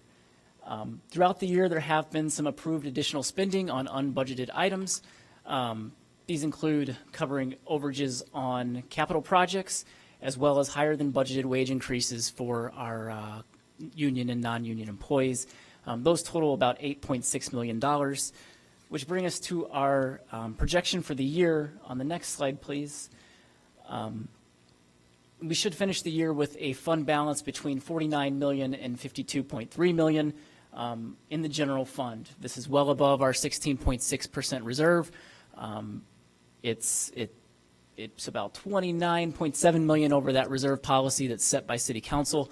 So we do expect to finish the year in a very, very strong financial position looking ahead to next year.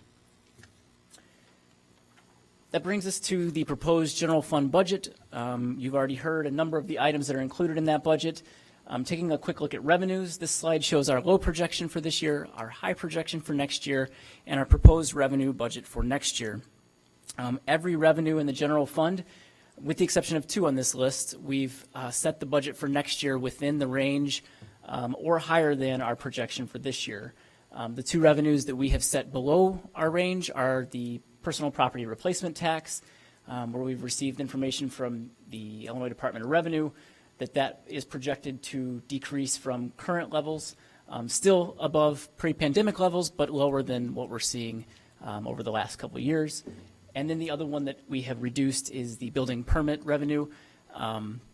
It's really based on projects that move through the pipeline.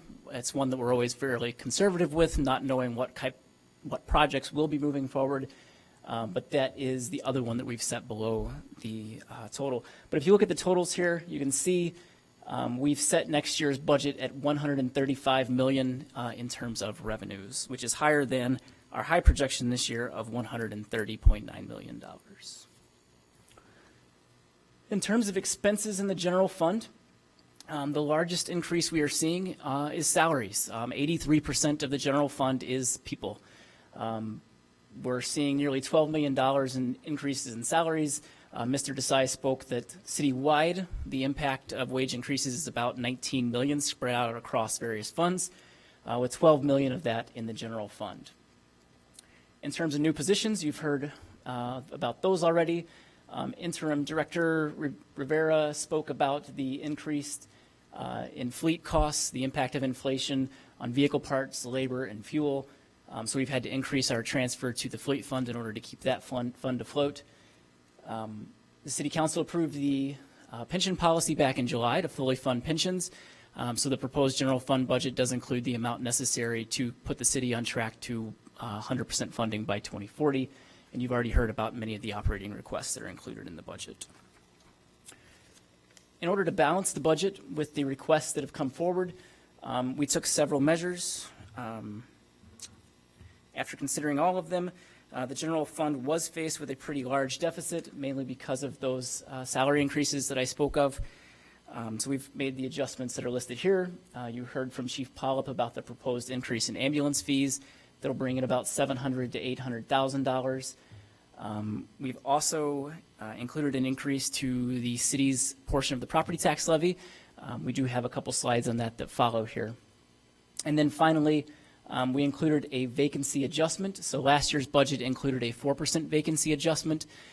This year's budget, we have slotted in a 2% vacancy adjustment, assuming that at any point in time over the next year, approximately 2% of city positions would be vacant. That results in a savings of about $1.9 million.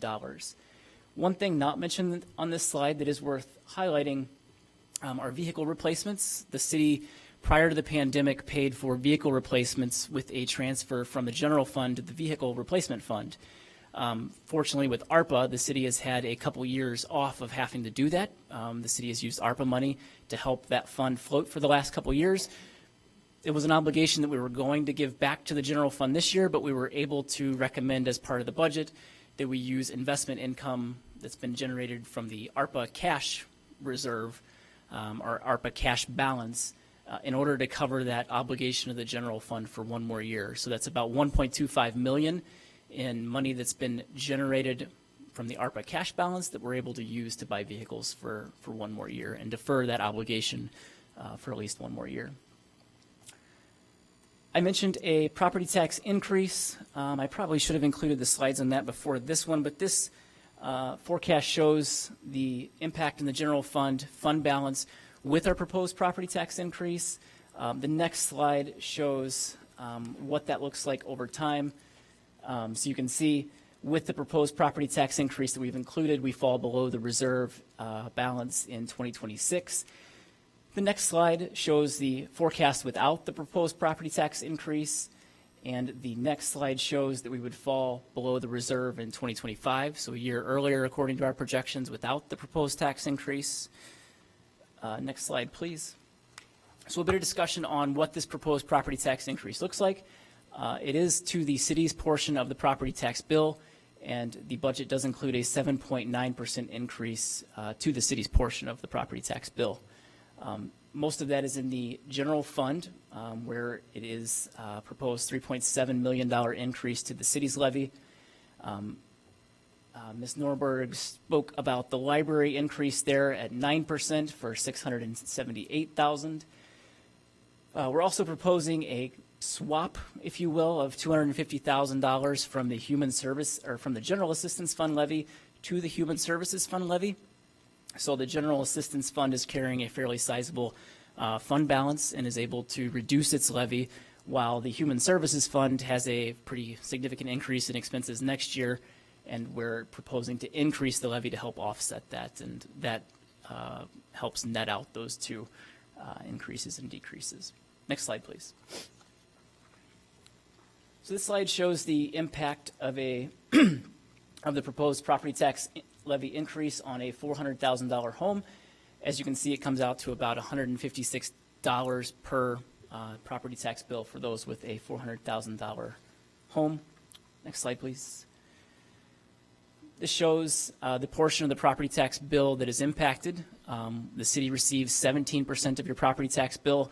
The library receives 3%, and the other 80% goes to District 65, District 202, Cook County, and other taxing districts. Next slide. We've pulled some of our comps and the rates, excuse me, our property tax rates for many of our comps here. You can see this is the property tax rate as a percent of the equalized assessed value. Evanston does fall towards the bottom of the list. You can see Oak Park up there at 12.486%. And the reason Evanston is able to keep its composite tax rate, and this is the composite tax rate, which is the total for all taxing districts within a jurisdiction. The reason Evanston's is so low compared to many of the others, we've got a park district under our umbrella, the library district, health department, township, many of these other communities, that's a separate line item on your tax bill. And we're able to keep ours so much lower because we don't have, the park district has a finance department and a human resources department and administration. So it's really surprising to take a look at this data and realize that we are actually towards the bottom in terms of composite tax rates. Next slide. This summarizes all the fee and tax increases that are included in the budget. First is the property tax increase, which is a 7.8% increase to the city's portion of the bill. But that's really a 1.56% to the overall tax bill. Since we only are responsible for 20% of that bill, a 7.8% increase to that portion of the bill comes out to a 1.56% increase to the overall tax bill. The reason for the proposed tax increase is to cover about 30% of the wage increases in the general fund. As I said, that comes out to $156 per year for a $400,000 home. The City Council's already discussed the water rate increases, so I won't go into detail on that. Solid waste rates, the budget, City's Finance and Budget Committee did make a recommendation on Tuesday after considering various options to include a 7.5% increase to solid waste rates as part of this budget. That covers a portion of the 11% wage increases for our solid waste staff. That costs about $21 per year for those residents with a 95-gallon cart. And then finally, Chief Polyp spoke about the ambulance rate increases. And again, the impact there is primarily on those with strong health insurance. The city is very willing to work with folks who don't have health insurance or lower income. The collection rate on ambulance fees is fairly low, so that the goal is to make sure that it's very equitably implemented. Slide on public safety pensions. As I mentioned, the city's budget does include full funding of the pensions. You can see the large increase there from 2021 to 2022 when the City Council last year took the action of doing a one-time transfer from general fund reserves to fully fund our pensions as part of the 2022 budget. And then in 2023, we're carrying out the pension policy, which rediverts about $5 million from sources that were previously available for the general fund to use to fully fund public safety pensions. Next slide. I've already talked about new positions, so I won't go through the details on these. Next slide. This lists them here, and again, the asterisk means that it was already approved by City Council at some point during 2023. Next slide. And these are the positions that are included in other funds. All right, last handful of slides. So this is our fund balances. We include this information in our monthly report, but it's worth sharing here as part of this presentation all of the fund balances and all of the city funds as of August 31st. And in the right two columns, you can see the required fund balance for those funds that have a required fund balance policy. And the far right column shows the amount of excess or deficit within those funds as of the end of August. Next slide, please. So we scroll through those. It shows our debt service funds and their fund balances, capital improvement funds, their fund balances. You can see a fairly large and growing deficit in the capital improvement fund, where the city has not yet issued bonds in 2022 or 2021 and 2022. So that fund, as of the end of August, sat about $5.2 million below its fund balance policy. Next slide. These are our enterprise funds and their required fund balances, as well as our internal service funds and their required fund balances. This slide shows a request that came out of the Finance and Budget Committee to show those funds where the city has full discretion over the use of those funds. We've included the general fund, human services fund, reparations fund, sustainability, affordable housing, and our internal service funds. This is fleet, equipment replacement, and the insurance fund. What we're saying is the City Council has said that the revenues within those funds are allocated towards a very specific purpose. However, it's a locally set purpose that we have the ability to move within these funds without much, if any, consideration of any law or outside body telling us how we can and can't spend this money. So these are really those funds where that is the case. Other funds, there are either state parameters or federal rules against moving the money around to be able to use it as you see fit. So that's why we provided this quick summary and snapshot of those funds where the city does have full discretion. Next slide. This is our fund balance projections, and I'll let you go through these on your own as well. This is the projections taking into consideration the 24 budgeted revenues and expenses that are included in this year's budget. Next slide. Next slide. And I think that brings me to the end of my portion of the presentation. So, thank you.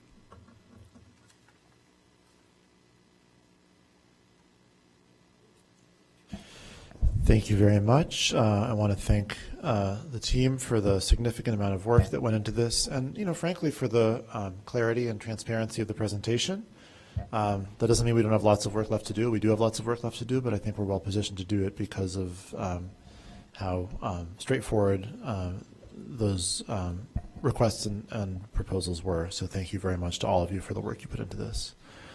With that, comments and questions from council. We're going to do the thing where we wait for someone else to flip their light switch first. Okay, Councilmember Reed, followed by Kelly. I'll let CM Kelly go first. Thank you very much for the presentation. Is the 33.4 million in excess reserves, the general fund, is that projected or actual?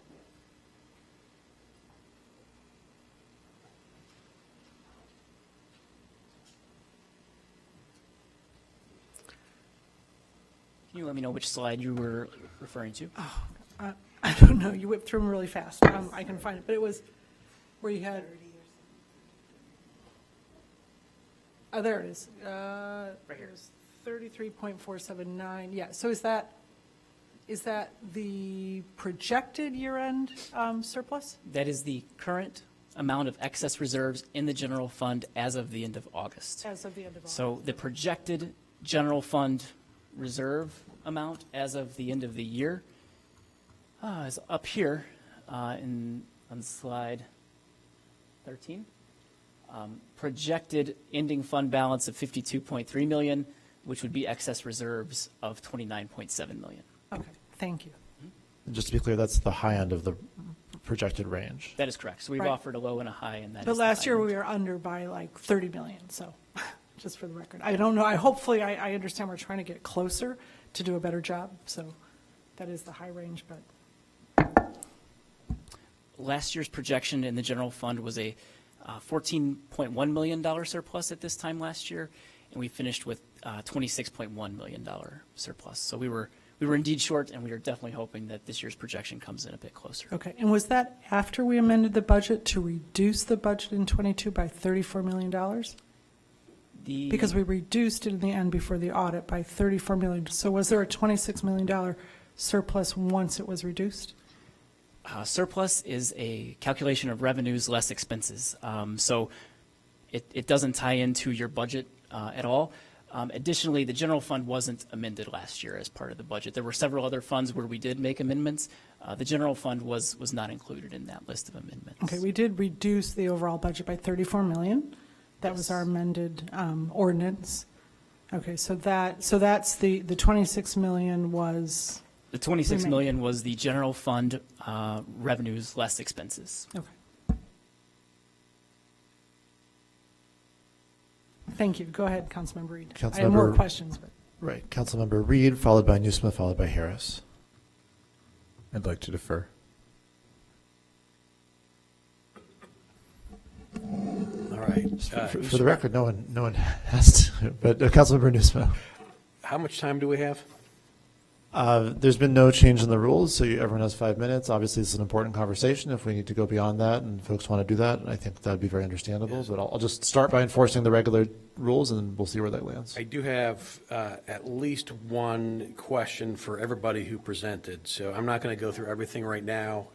I think I'll present a lot of this in writing to staff after the fact. I'll just hit a few highlights right now. So starting at the top with the library presentation for Ms. Norberg, I have a question about your fund balance policy. And I recall talking about this last year at this time too. If you could address that Sure, and yeah, the the need for library- having such a robust fund balance. Yeah, so as it stands now, the library board fund balance policy is to keep 4 to 6 months of operating expenses, or budgeted operating expenses for the next year in our fund balance. And part of that has to do with the fact that property taxes are really our only revenue source. so we don't have the discretion of revenue for by any fees or fines or anything like that. We've sort of gotten rid of all of those over the past 10 years or so. And, you know, so when, as was illustrated last year, when the property tax was so late in coming in, having such a robust fund balance really was a benefit to us. We didn't have to take out any additional debt or borrow any money from anywhere else to keep our operations going when our property taxes were delayed by 6 months. Is it possible, and I guess this is a question maybe for Hitesh, to transfer money to the library fund from another city fund? I know they're a unique case, so maybe that's not the case. In the past, or even I think I told to the finance budget or council, in light of the cash crunch because of the property tax, we can do a temporary loan. If they don't have the cash, we can transfer from any of the city funds as a loan and then take it back once they get the property tax. Okay. So that's one area where we might be able to tighten our belt a little bit. Next question for Public Works, for Mr. Kano. You are requesting the addition of several staff positions. I am wondering about the current vacancies. And I think the first priority is to fill the vacancies that already exist. How many vacant positions do you have currently in your department? I believe it's either 11 or 12, so quite a bit. And so do we think we can not only fill those 11 or 12, but then, then hire some additional staff given the, given the labor market constraints? It's been a challenge to fill those vacancies. It has. The current vacancies right now are in greenways, in forestry, one being a forestry supervisor, as well as recycling. I believe there's 2 in that position. So these, like assistant city engineer, we've never tried to recruit. NPDES coordinator, we haven't tried to recruit. You're also down a few civil engineers. We are still down a couple of civil engineers, yes, that is true. Yeah, we're hopeful. We do know it's a stressful time right now in the employee market, and we're focusing on what we can do, not only for our current vacancies, but bringing on any new talent and other open positions. We're working towards that. Okay. I just want to prioritize filling current vacancies before adding additional positions. So that's one point I wanted to make. I could go on here, but I will let someone else take a turn and reserve the right to come back later. Thanks. Councilmember Reed, followed by Harris. Okay, I'll go now then. Sorry, Director Ken, I'll start with you. So the Solid Waste Fund has a current balance of 1.2 million? It's near there, yes. And that's the fund policy is to maintain a 16.66% fund balance similar to our general fund.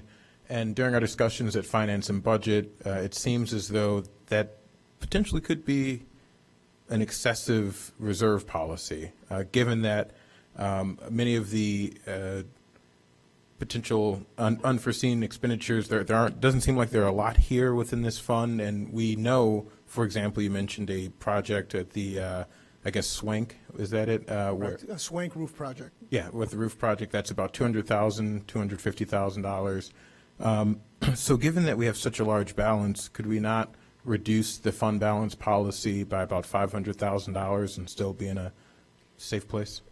We would be cautious to do that just because we do get some of our revenue from the tax levy, and as was in the presentation, sometimes that doesn't come in when expected, so the reserve will help us just float until that levy does come in. Mm-hmm. I think that there's room for reduction there, whether it's 500,000, whether it's 300,000, more or less. I think there's room potentially for reduction there. I'd love to see us explore that. That could bring down part of the cost of the increase for the solid waste fund or offset increases elsewhere. That's all I have for you. Thank you. Thank you. As far as if Finance and Budget asked this question, do we have a Chicago composite for the composite tax rate, Clayton? Mr. Black? We got it, but I mean, one thing which we kind of talked internally that it's not kind of a right comparison. Chicago's tax base versus Evanston's EAV, it's like an apple to orange comparison. So they are quite big, and so if you say they increased their rate by 1% versus Evanston 1%, it would be a stark contrast. But we still got the numbers. 6.7. So theirs is lower than ours. Okay, interesting. Thank you for that. And then we also have an estimate that the average taxpayer, property taxpayer for a home that, I shouldn't say the average, that for a home that is worth $400,000, that taxpayer would pay about $156 a year in additional property taxes based on our levy increase. Did we get numbers on what that would be for an equivalent rental property? No, we don't have the idea. Because we do know that rental properties are taxed as commercial properties. It's a higher tax rate, and so they would bear a larger burden, correct? It could, and they might, increase the rentals, but it would be hard to, and it might vary from landlord to landlord and what kind of properties they are renting. Sure, but most, the housing provider is going to pass that cost on to the tenant, and so, I think there are less regressive ways that we can make up for revenue rather than going to property taxes. I'd love to see what this might look like for a commercial unit, but I just want to run through a quick list of potential revenue alternatives. And the totality of these would bring in about $4 to $5 million a year in additional revenue if we were to adopt all of these. And here are my estimates. If we were to allow an electric scooter franchise to operate in the city, $15,000, small dollar amount. If we were to look at eliminating parking minimums with new economic activity, and this would be compounding year over year as these were taken advantage of, we could be looking at $20,000 to $50,000 in additional revenue. Vacant property fees for residential and commercial units that are vacant for too long of a period, $50,000 in revenue, and these are fairly conservative. Mayor Biss has a proposal to make streets downtown two-way. There's a lot of evidence that increases business activity, and so we could see, $20,000 to $50,000 in additional sales tax revenue. An increase in the motor fuel tax could bring in $100,000. Lakefront parking charges for residents, or year-round lakefront parking charges for non-residents as well. Roughly $300,000. Cannabis lounges, $100,000. Lakefront access fees for properties that cut off access to the lakefront, $100,000 a year. Moving additional funds to high interest bearing accounts. We have funds that are sitting in accounts that aren't. We have a really good account with Byline that provides us with 5.5% in interest. We have monies that aren't sitting in that account and aren't accruing that much interest. So, $200,000 if we were to move somewhere between $3.5 to $12 million into those higher interest accounts. I know that's a big range, but it depends on how much interest they're getting on the other accounts. That's, again, $200,000. Expanding the development cap for R1 zoning. Again, this will see compounding payout for years to come, but, first year, maybe $20,000, $30,000, $50,000. A tax on sugar, $150,000. A delivery fleet tax that would impact folks like Amazon, $150,000. An amendment to our bag tax to, my time is up, I will close out very shortly. Amendment to our bag tax, $200,000. Wheel tax expansion, $200,000. Recreational center parking for non-residents. This is something we considered already. $250,000. Self-checkout kiosk tax, $200,000. Stormwater drainage fees for impervious parking surface lots. That's potentially $200,000. Fire assessment fees for folks like Northwestern, potentially $300,000 more. Solid waste fund balance policy, $500,000. Occupational privilege tax for large employers who employ non-Evanston residents, $500,000, and most importantly, a pilot agreement with Northwestern and our hospitals, potentially $1 million in new revenue. And so I'll close out with this. There are ways that we can close the structural budget deficit without this year and potentially next year raising property taxes, which we know are quite regressive. And, these are revenues that would be borne not just by Evanston residents, but by folks who use the services within our town. I think it's worth considering these ideas and lessening the burden on taxpayers with the need to increase property taxes. I'll lastly note, I do support including participatory budgeting in the 2024 budget. I think we heard some great testimony about how impactful and the dividends that will pay beyond the work that is funded, but with getting folks engaged. And lastly, I'll note that our part of what is not included here is potential revenue from the Northwestern stadium rebuild and the permit fees that could come in. And while those, at least the permits wouldn't fix our structural deficit, it would help us out a lot next year, as well as the potential revenue gain from allowing the requisite number of concerts. So I'll close there. Thank you. Councilmember Harris. I don't know. Sometimes it works, sometimes it doesn't. There we go. So I had a couple questions, and I think one of them was answered for the ambulance fees, Chief. We said those costs would be incurred by insurance or would be billed to insurance because I worry about our residents being able to afford that. That's correct. So right now, as we have our ambulance fees, a person uses our ambulance service, we charge their insurance company. If they're a resident, whatever their insurance company pays, that the rest is forgiven. If they're a non-resident, whatever their insurance company pays, we would bill the rest. And anyone with hard times will usually write me a letter or write through Andres, and then we work something out with them. But most of that cost is through insurance, or most of the revenue would be from the insurance companies. And what does that usually cost? Insurance, ambulance ride? So whether it's a BLS, basic life support, or ALS, advanced life support, it's a $1,500 fee, and we're looking to go to $2,000, and then it's, instead of $10 a mile, it's $15 a mile you could charge per mile as well. Our neighbors around us, like I stated, Glenview's at $2,400.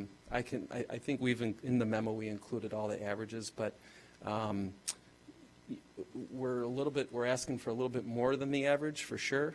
But again, we don't raise our fees every year. It's like I said, the last time we raised the fee was in 2018. Okay, thank you. But and it makes sense. It makes sense. Makes sense. Can I see the discretionary fund slide again?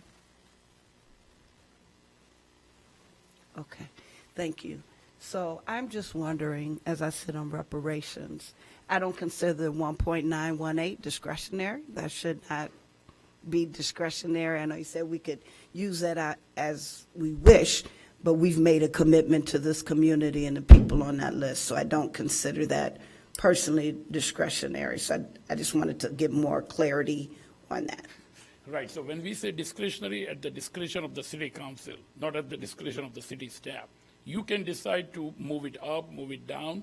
So because we were asked a couple of times that, okay, what is the discretion at the city council, which fund balances? So that's why we try to come up with 8 or 10 where there are no external legal restrictions.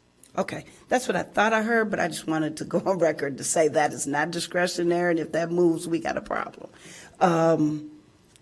Okay, and I do just wonder, this is just a statement when we're talking about our taxes, because I need everybody out there to understand we pay taxes here as well. This is not this weird thing where we don't live here, we are part of this increase. So we do take it seriously when we have this discussion. I just want to be clear about that. But I do wonder with the water, the solid waste, if we're increasing all of those, it does then become scary as a taxpayer on all of these are happening while they're incremental. when you compound them, they do become a concern, and especially for those that are disenfranchised here who are barely making it. They are holding on to everything that they own. So I just want us to be very conscious of that. And I believe that we are, but I want to go on record and say that. Thank you.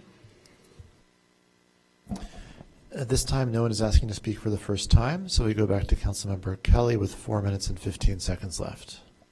Thank you. Though we didn't merge all of those items into one, so is that 5 minutes for all the agenda items?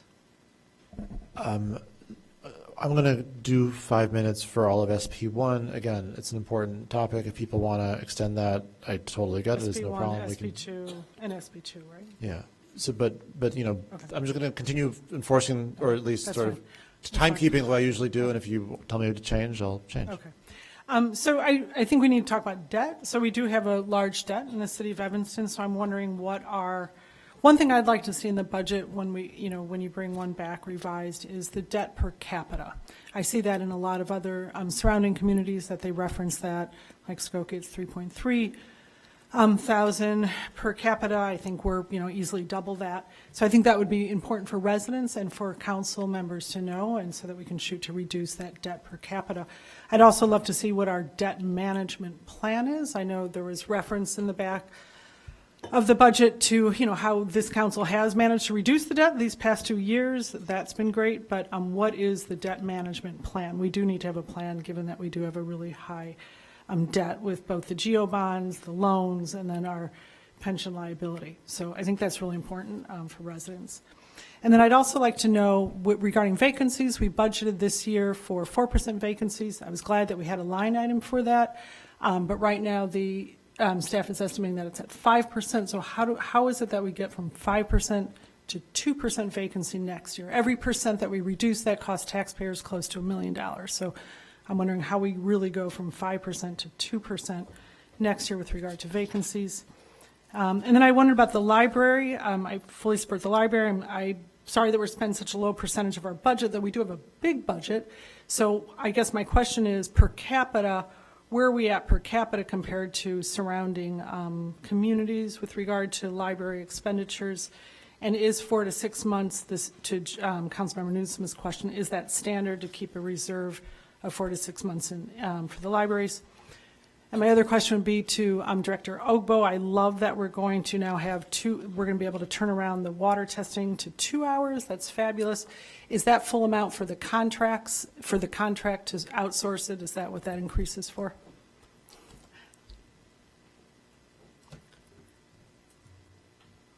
Yes, the increase is for everything. The instrument, staff, and collection, analysis, and reporting. Okay, so we're contracting somebody to, okay, Yes. all right. So it's about 115,000 for, it's a firm that are we bringing people on? It's $115,000, but we do receive state grants for our beach monitoring program in the tune of $23,000. So if you deduct $23,000 from $115,000, that leaves you with $92,000, and that is the request. We're going to work in conjunction with the technicians and the labs. We are not going to forfeit the program to the lab. We will still work in conjunction with the scientists. Great, thank you. Yeah, that's wonderful to have that reduced to 2 hours. And then I wonder if I thought we had a budget amendment policy. I thought when interim city manager Gandersky was here, we decided that we would establish that. So I see other budgets that have, budget amendment policies where if the budget's going to, any fund is going to dip under, you have to, get it approved first if it's by fund, not within a fund, or if it's going to be in excess of 5% surplus, that's brought to the council in a timely manner so that decisions can be made regarding the subsequent year and how to spend that. So I'd like to see a budget amendment policy that would be great. And I'd also liked, can someone tell me where we are right now with our real estate transfer tax, since that doesn't figure because it goes directly, if you could tell me where we are with our actual numbers on real estate transfer.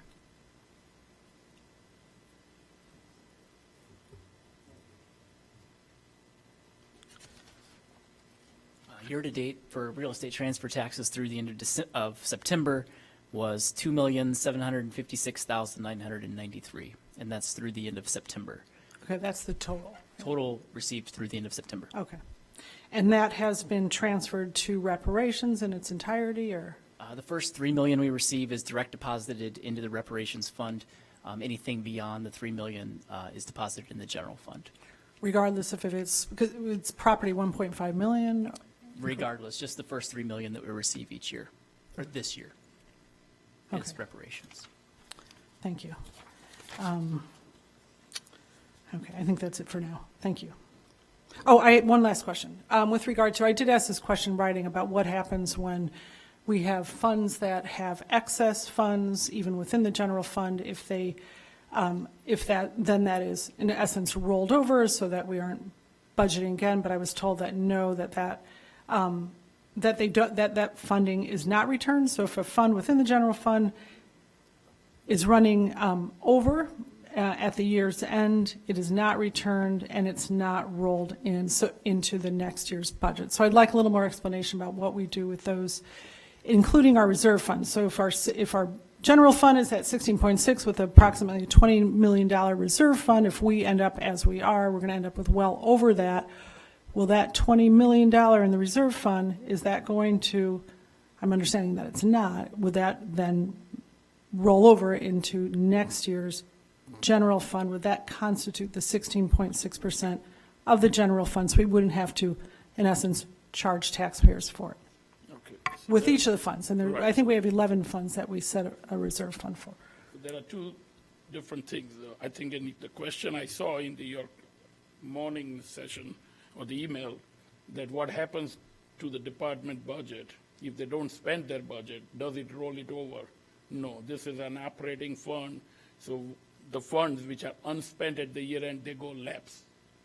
So they have to budget again if they want to spend that money, but otherwise there is no rollover of the unspent funds in general fund from any department. So it just stays there? And then we There's no that budget. lapses, because we talk about every budget as a new item. Like we were talking about, say 23, finance did not spend $1 million. That's gone, that sits kind of as a saving in the fund balance. Because when we talk about fiscal 24, we start again as a new. There's nothing like a rollover that, okay, we did not spend, why didn't you roll over? So we start like at zero? You're right.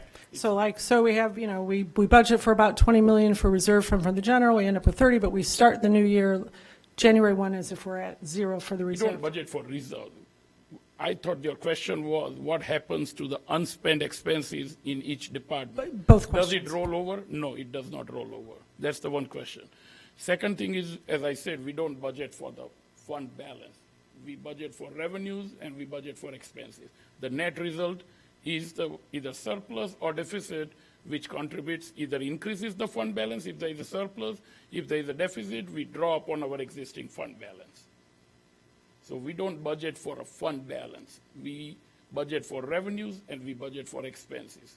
For reserve, we want to ensure that we have we have a reserve policy. Right. Like 25% in motor fuel tax, 25% Right. CIP, and 16. So when we create our budget, we want to ensure that we have those reserves, Right, correct? that's the what thing. But we don't budget in the sense that, okay, you want to see a line item in expense or revenue that this is the reserve.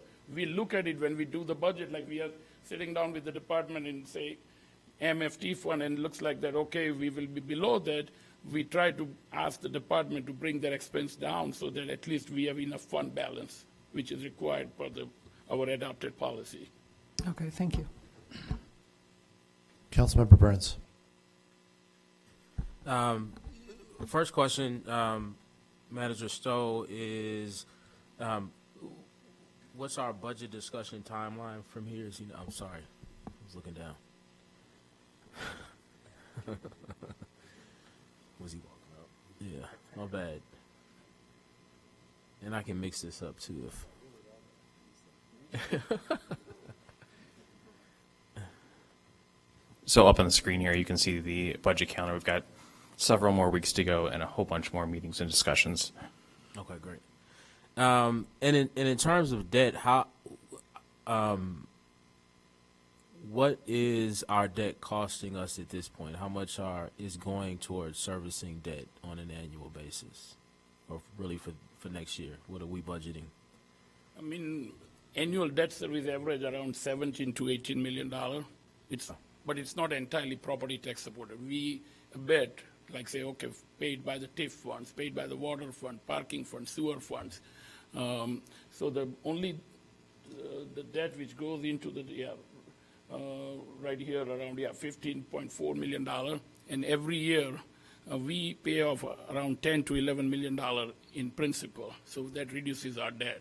So last time we issued the bonds in 21, we paid off the debt in 21 December, 22 December, and next month, roughly in a month, we will pay as of December 1st another. So almost 34 million have been paid in last 3 years, including 23 December. And when should a city be concerned about its debt obligation? I mean, one of those things, yes, I mean, we have I think Councilmember Kelly said, what is our debt per capita? It's already out there in our audit report. The other ratio which the communities look at it and the other external rating agencies look at it as a debt to your EAV, equalized, the property tax base, And if you are out of line there, they would definitely point it out. But I think we have a good tax base. Even the last numbers, the full numbers are not out yet from the Cook County about the EAV, but we are adding roughly $500 million, and our EAV is expected to be $3.7 billion. So historically, how have we done in that? The second example you provided is to when we should be concerned. The EAV, I didn't catch it all. But historically, have we? Yeah, we have kind of been in good shape. We are, because definitely the EAV has helped us. Some of the cities have, even the small cities would be under $1 billion in terms of EAV. And we have added quite a value to the EAV in the last few years. So with $3.7 billion in EAV, that definitely helps. Have we ever been in a situation where we were concerned about servicing debt? No. Okay. Because what I'm trying to figure out is the point of debt is when you can't find revenues or revenue in the general fund to pay for things that you need, you have an option to take out debt, and as long as you service that debt, there's no issue. So I hear people talking about our debt obligation. I'm just trying to understand what is the concern. What is the very specific concern when it comes to the city taking out debt? And I would like to understand that because I'm not seeing any. No. I'm not seeing any red flags. And if there are some red flags, I think we need to understand what those are so that we can discuss them. Right. Because taking out, leveraging debt is something that I think everybody does. Individuals, cities, businesses, et cetera. So as a government, I'm trying to understand what are the red flags that we should look at in terms of our debt obligation, and when should we be concerned? And are we at that point right now? We are absolutely not at, and if I do, I'll throw the flag right away. Right. But even in last 20 years, even in the worst scenario of like recession, 2008-9, we were never at the point that, we had to a problem with servicing our debt. And we were in the COVID time. We thought about the cash crunch. We had a line of credit, but even so far, we haven't used a dime out of line of credit in the last 5 years. And that was actually going to be my next question, depending on what I didn't catch it all. But has this council raised property taxes or issued new bonds? We haven't raised the taxes in last 3 years. The third year, which was only a 1%. So we haven't. Last 2 years we have kept the tax levy flat. And in terms of bonds, no bonds this year, no bonds in 22. Okay. And I just want to emphasize that because we get the same questions from community members over and over again on those 2 points. And so, I would chip in to just put that on a sign somewhere. So that it's just very clear. We have not done that, right? And so I think as a council and as staff, we have shown restraint in going back to the usual places in order to generate revenue. And I think that's an accomplishment that, again, staff and this council deserves to be acknowledged. And it's not to say we won't ever need it, but again, I think it's about showing restraint and not going to those options, making that a first option that we go to, but exploring other ways to generate revenue for the city. The second thing is, or the next thing is, there was a $580,000 software, I think, for the administrative services. I think I saw that. I want to make sure that I did see that, and if so, if Director Rivera could help me understand that budget item. Did I see that correctly? Yeah, that's not one particular software. We have Okay. dozens of different software systems and applications that we maintain through IT, and we have an array of contracts that are going to be coming up for expiration or renewal right now as we I speak, see. and those increases are going to affect us for 2024 and beyond. And those last how long? I know each agreement, I'm sure, may be somewhat different. But Yeah, all the agreements are unique, and they can be anywhere from 3 years to 5 years, depending on what the products are. I had another question trying to understand, and this, Director Rivera, that's all I have for you. Thank you. Okay, thank you. I was trying to figure out how much of the kind of the increase in our budget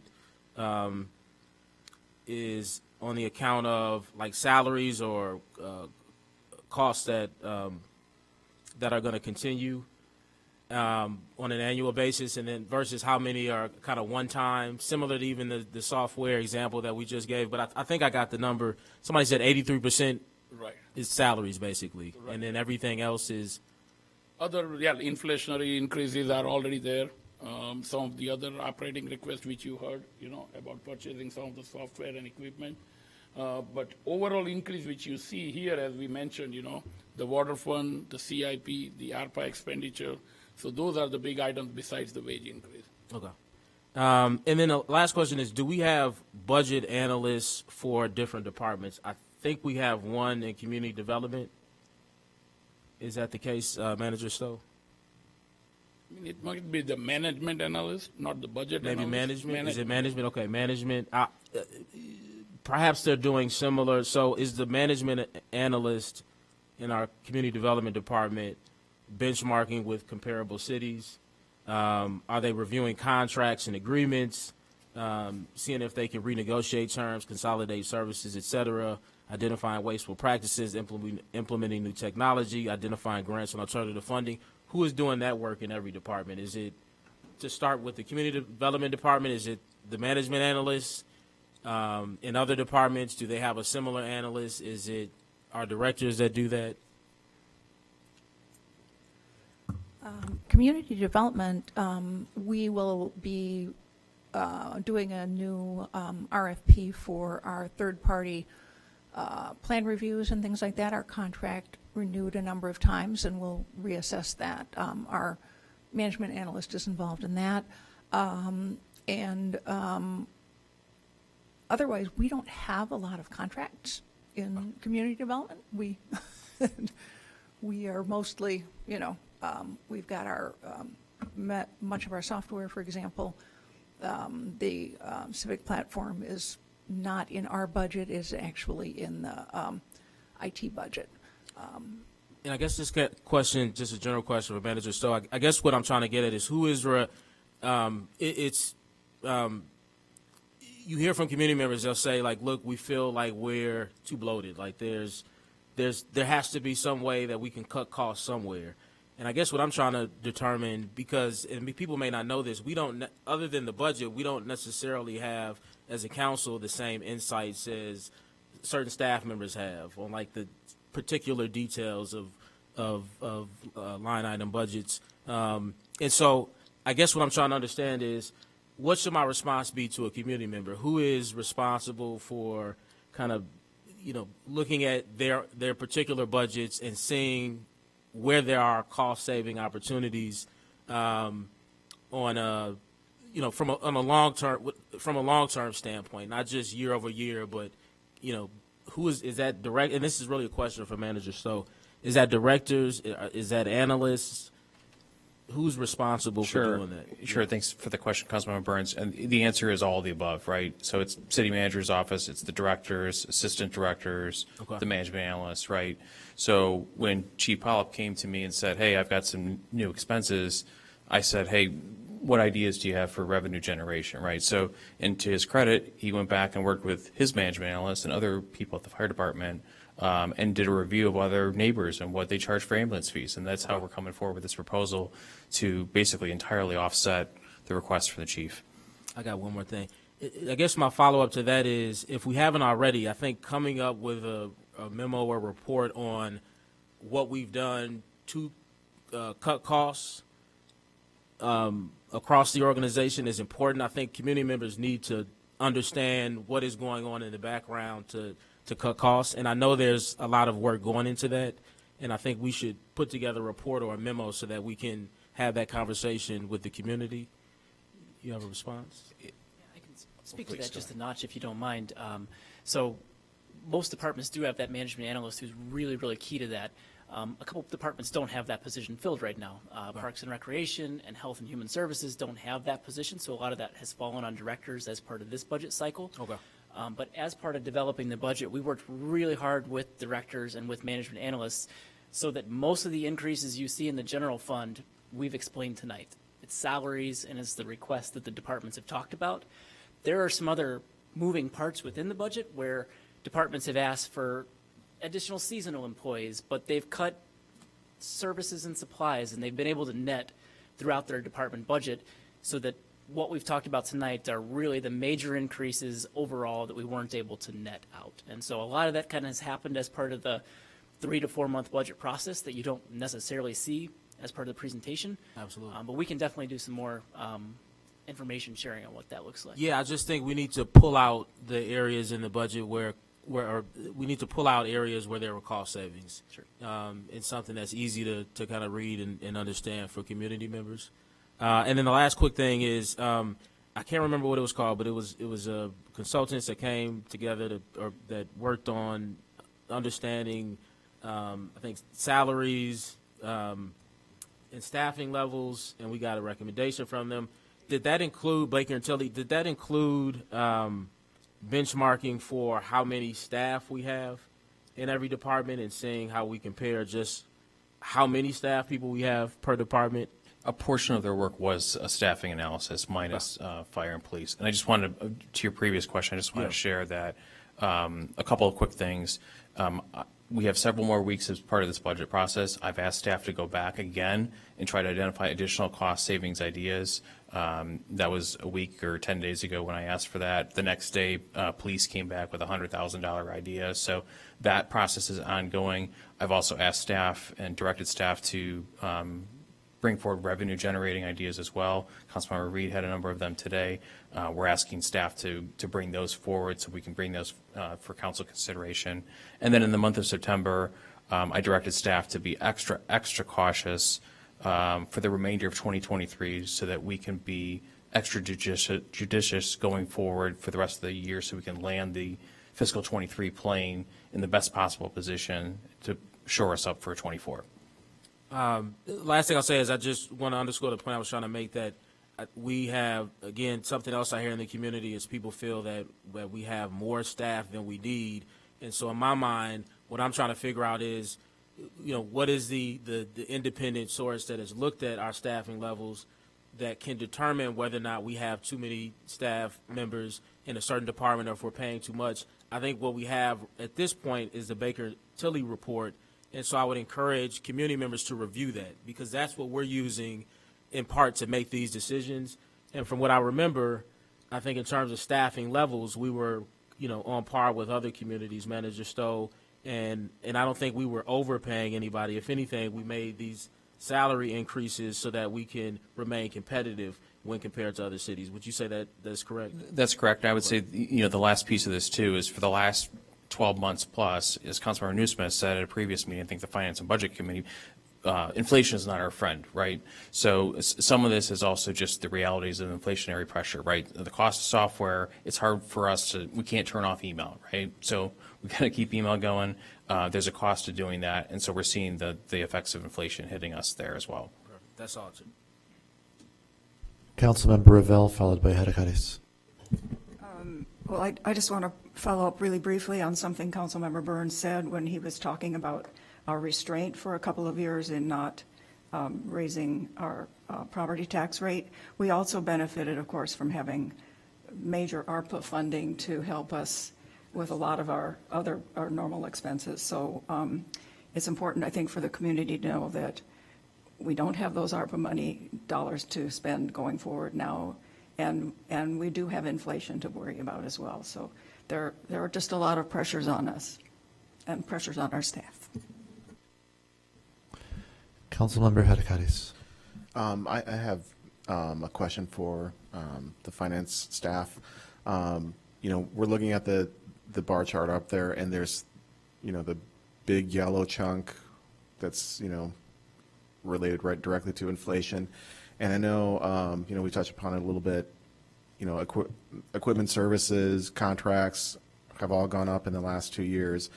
I know it's in your best estimation going forward, how do these financial projections for inflation affect us going forward for like 2025?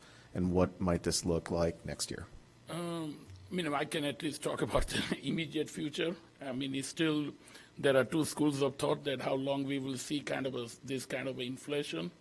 They talk about that the rate has gone down to around 4%, but then they exclude the energy and food, which is the main kind of a source for the inflation. And that hurts us too, when we do some of the programs, obviously the energy, whether it's petroleum products or the gas bills and all that. But right now, I was reading some of those things, I think from Morgan Stanley and some of the others, that it's not going to go away like that in 24, that inflation would be suddenly at 2% in next 3 months.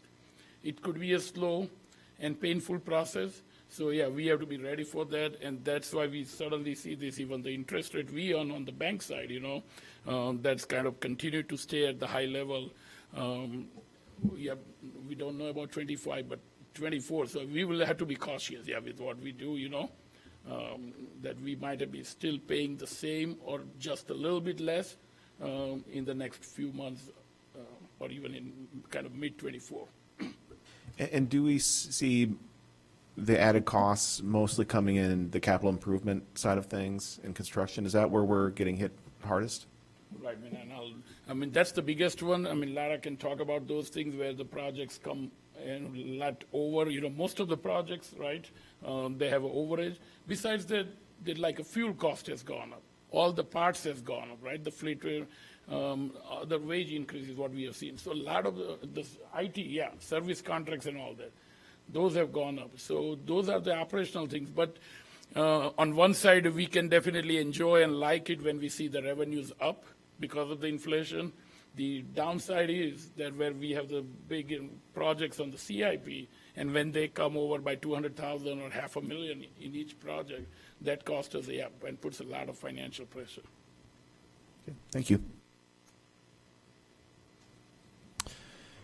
At this time, no one is asking to speak for the first crack, so we'll go back to Councilmember Nusma with 3 minutes and 15 seconds left.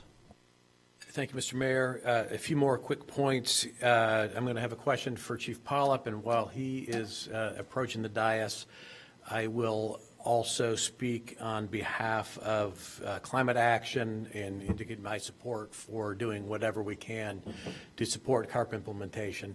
And now that Chief Polyp is here, a question for you about how much it costs the city to provide fire service to Northwestern. That's a great question. So we've tried to figure this out on multiple levels with our management analysts, working with other departments. We've never had this done professionally with a consultant on how much it actually costs us to run a fire call. But not to get into the weeds, but we collect this money GEMT, which we have to do a long survey every year to determine what it is that it costs us to run a call. With the increases that we've included, we're at about $3,100 per call. So this year, it's looking like Northwestern will have probably 275 calls, maybe 300. So we're going to be in the range of about 850 to 900,000 for this year as we move into 2023. That's based on past years that we've been keeping track of, taking the amount that it costs us in the past few years with the GEMT figures that we've had, adding the percentages to the increases in the CBA percentages, inflation costs. So I think we're at about 3,100 a call. Like I said, this is not done by a professional consultant. This is done by us. Thank you. I trust I'm your professional. judgment. I'm not sure if the number's right. And on the flip side, it's only fair to ask what, if anything, has Northwestern contributed towards our fire protection service? Sure. So they have, in many ways, right?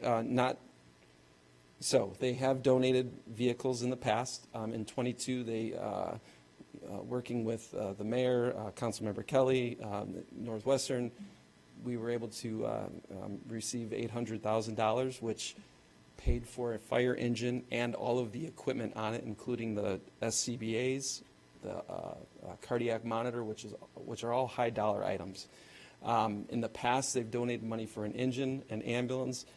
Chief Muno, our historian, who's been here for 36 years, he found that they also donated $29,000 back in 1972 for an engine, which I wish we could get that price. But not only do they do that, they, in not monetary ways, but we are able to use their facilities anytime for training. They're always great about that. I think a lot of our calls to Northwestern have gone down because of some of their aging alarm systems that when our bureau has gone through their facilities, has showed them deficiencies in their fire alarm panels, and they've updated all of their panels to like the best you can get. So I think a lot of that has contributed to their calls going down in a good way. So would it be nice to secure more money from Northwestern? Absolutely. That would take care of a lot of our budgeting needs for sure. No further questions. I hope I answered that right. For Chief Polyp, I do have a question for Deputy Chief Scaludi with regards to ongoing discussions about alternative response, and we are hopefully going to be receiving a final report from the LEAP consultants. And like now is the time to, I think, figure out what we want to do for alternative response so we can budget for it next year. Have you had those discussions internally? And maybe this is a question for City Manager Stowe as well. If we're looking for our strategic response, strategic approach to alternative response, where do we find it in this budget? So yeah, I'm going to jump in on that question. Director Thompson, myself, Chief Stewart, and several other staff members met 2 Fridays ago to basically work on a proposal that we're going to bring forward for council consideration on that. So it's not immediately identified in the budget, but we will be bringing that forward shortly. Will it have an impact on the budget, or we'll work it out given the current budget? Yeah, we'll work it out in the current budget, but there will be some impact, and we're trying to mitigate what that impact's going to be. Okay, great. Look forward to that discussion. That's all. Thanks. So at this time, no one is asking to speak for the first time. Also, no one who is not out of time is asking to speak, so I'd like to ask for guidance from my colleagues. Obviously, again, this is an important issue. If folks want to just sort of extend the cap, I'm totally comfortable with that, but I want to just get a sense of what people's preference is. All right, the Revell doctrine has been put forth on the directive of Shore. We'll move forward. I would just ask everyone to the next round of folks I'm going to call on have all gone way over their time already, so I would just ask people to be as brief as possible. So beginning with folks asking for a second crack, Councilmember Reed.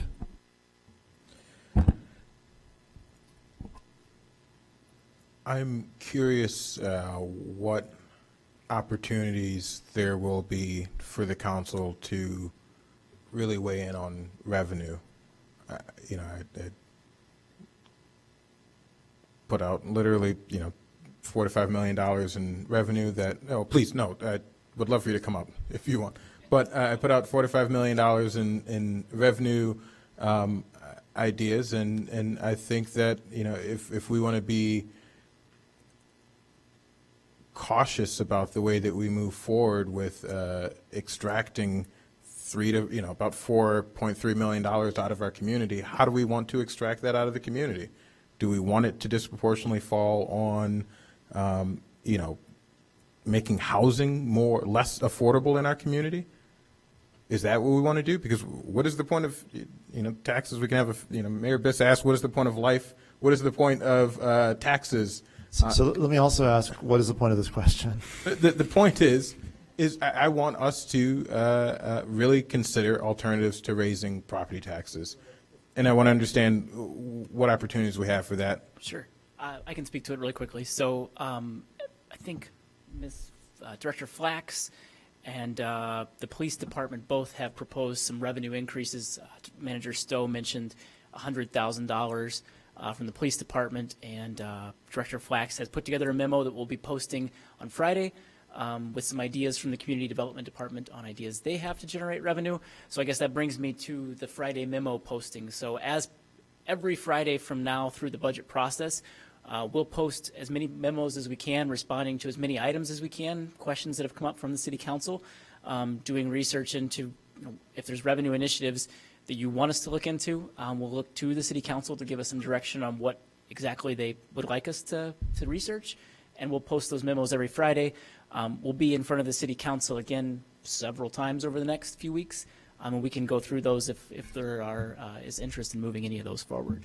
So then what I'm hearing is the process for having staff look into a council revenue proposal is to, Mayor Biss, is it just, can a council member just come to the finance department and say, here's an idea, will you look into it? Or are you seeking for the council to take legislative action to give direction? And maybe that's a question best laid for Manager Stowe. Well, I guess I would just, sorry, I sort of made a body language thing toward the mic. I think your question is really well taken and important, because I think lurking behind your question is the concern that often when you make revenue proposals, they're either characterized as too soon or too late. So I think I'll let Luke answer whether every single proposal that's sent by any council member gets fully vetted. But, I think given the fact that it's mid-October and you have a lot of ideas that you want to be considered in this budget cycle, my kind of friendly recommendation would be the more support from the more people up here for a specific idea, I think the easier it'll be to devote more staff time to analysis of that. I would echo that exactly. We're obviously open to virtually any revenue generating idea. I think the only concern would be if there's 27 different ideas and maybe a few of those don't really have broad support at the council. I would hate for staff to spend too much time on something that's not going to get broad support. So what I'm hearing is there should be legislative action. There should be a motion to direct staff to look into something and then a vote of the council. I think that would be fine. I think something much more informal, like a letters, an email, or letter sent to the city manager and finance department, signed by a number of council members, the larger the better. I think anything to demonstrate support helps the process of triaging time.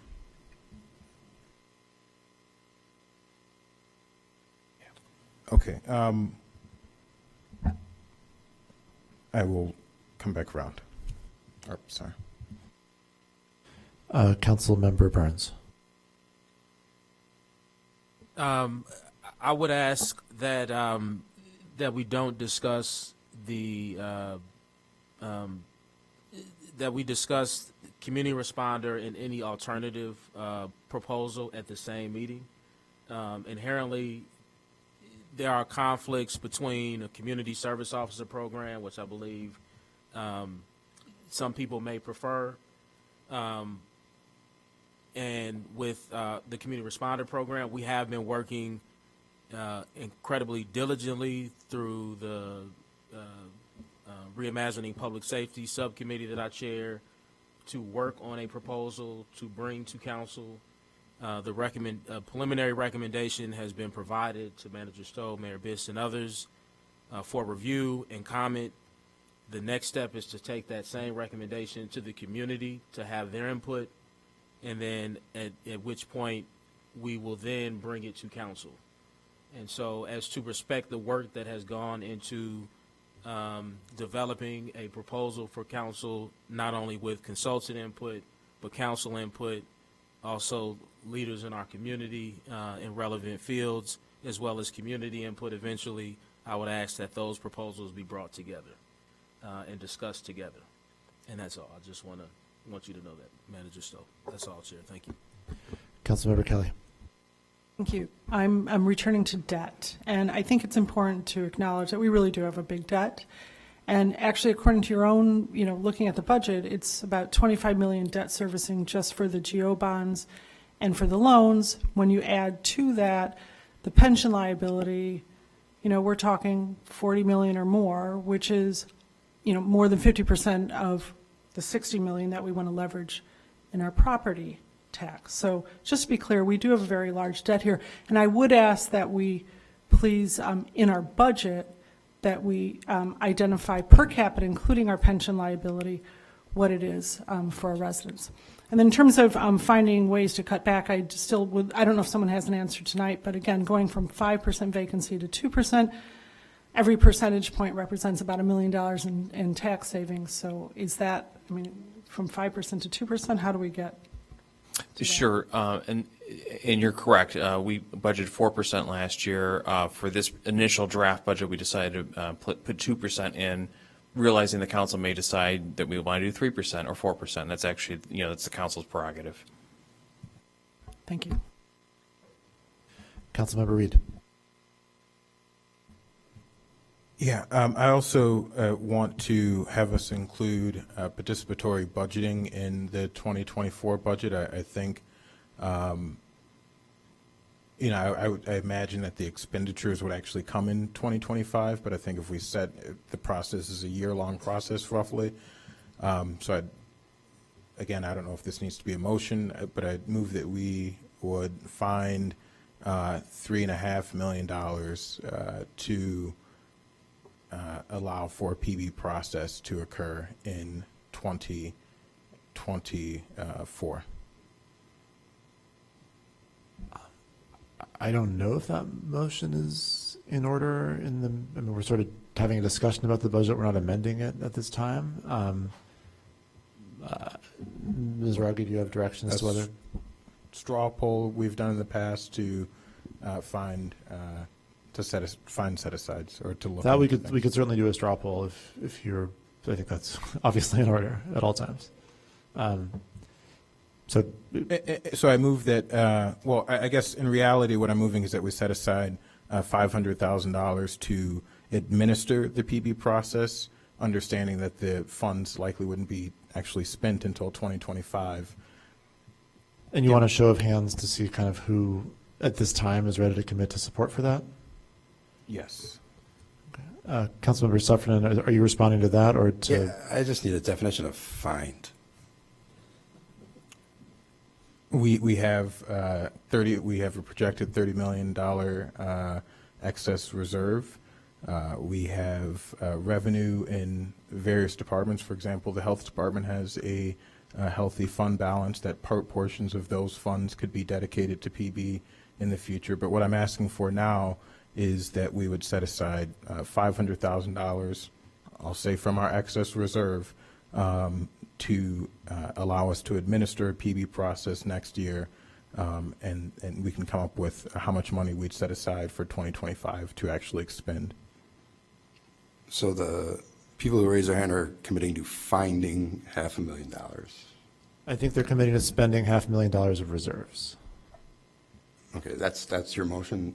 Okay, got it. I mean, I wouldn't call it a motion. I would just call it a request that your colleagues raise their hands.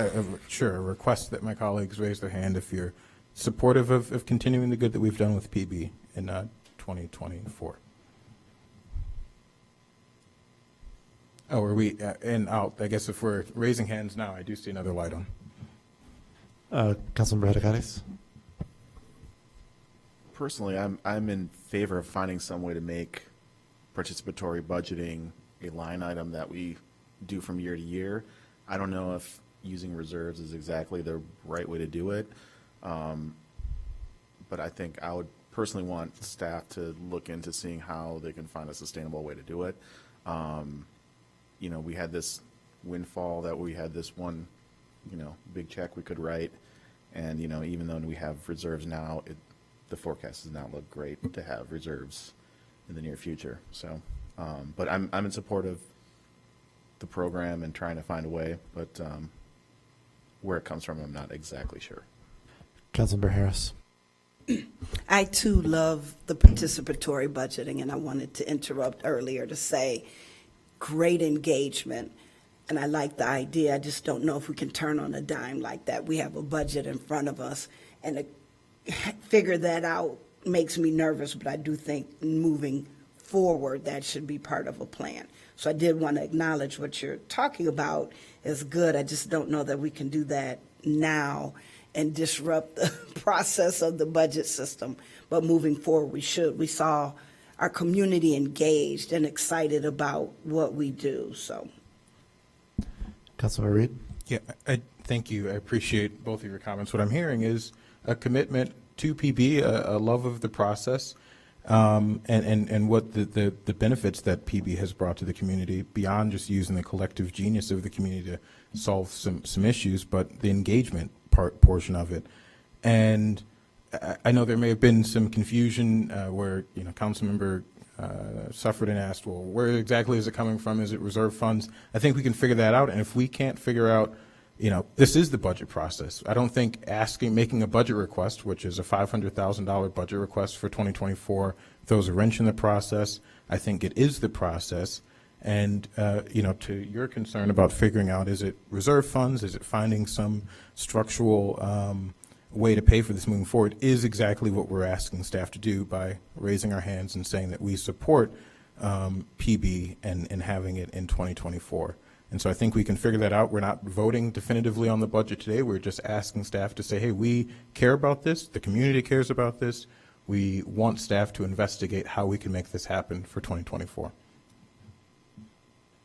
So I don't know if the mayor's going to call for the hand raise or if we just, how that happens. I will raise my hand.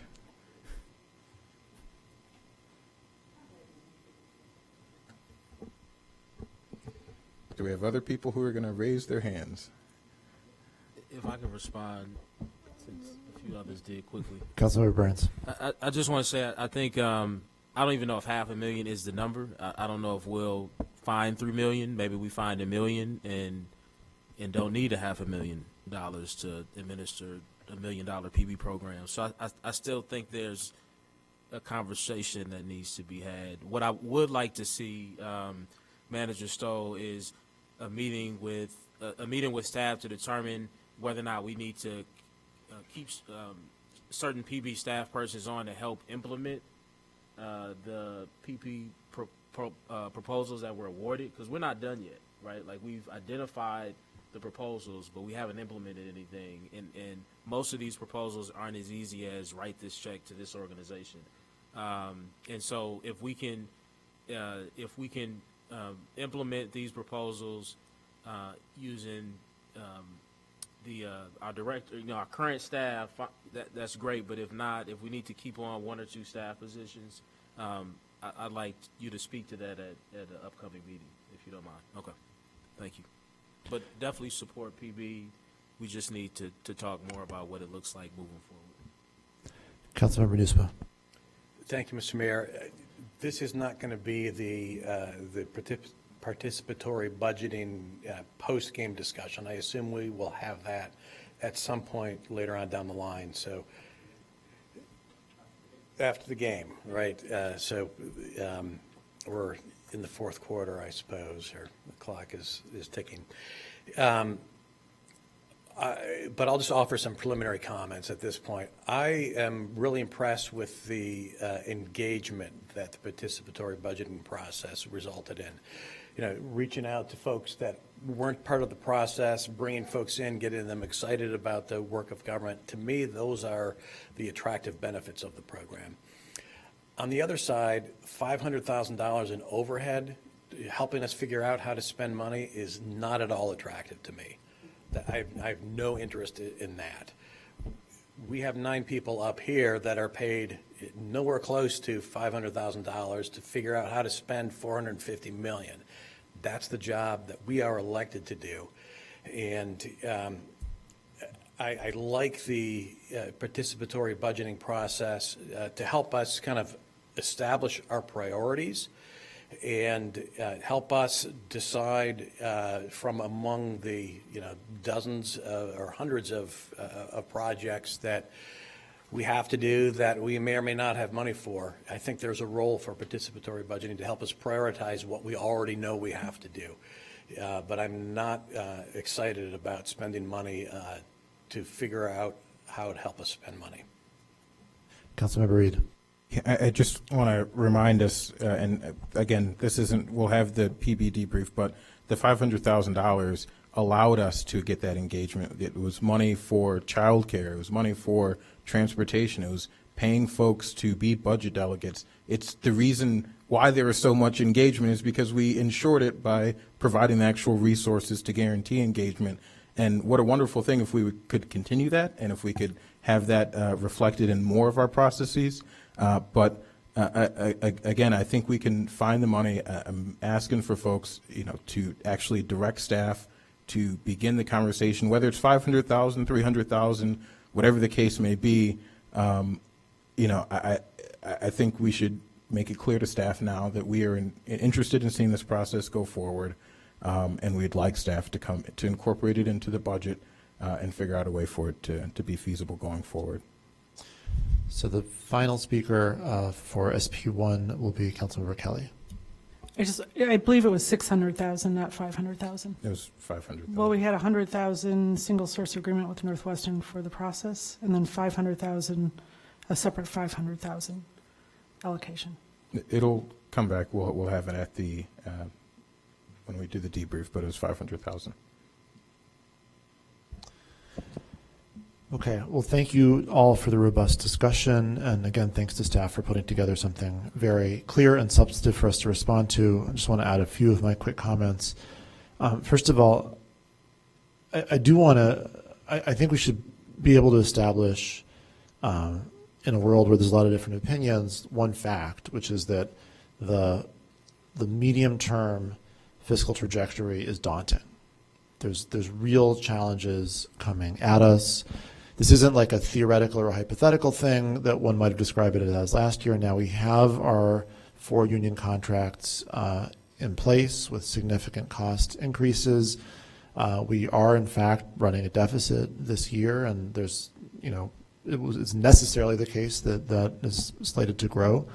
So I just want to continue to urge restraint and caution. I know that Luke was in a really tough spot, frankly, coming with a lot of different departments coming at him with very legitimate requests for expansions of headcount, and I want to thank you for being judicious and restrained, I think, as we all have to be. I know that was involved a lot of hard conversations with department directors, but I think it was necessary for the city, and I want to thank everyone for approaching that in a team spirit. I would even urge you to try to go further and see if there's ways to pare back even slightly more the proposed expanded headcounts, just because not only do I think we have to take seriously the long-run challenges, but any expansion that we enable now becomes either a permanent expenditure or else a problem a few years down the line when we decide we no longer are able to afford that expenditure.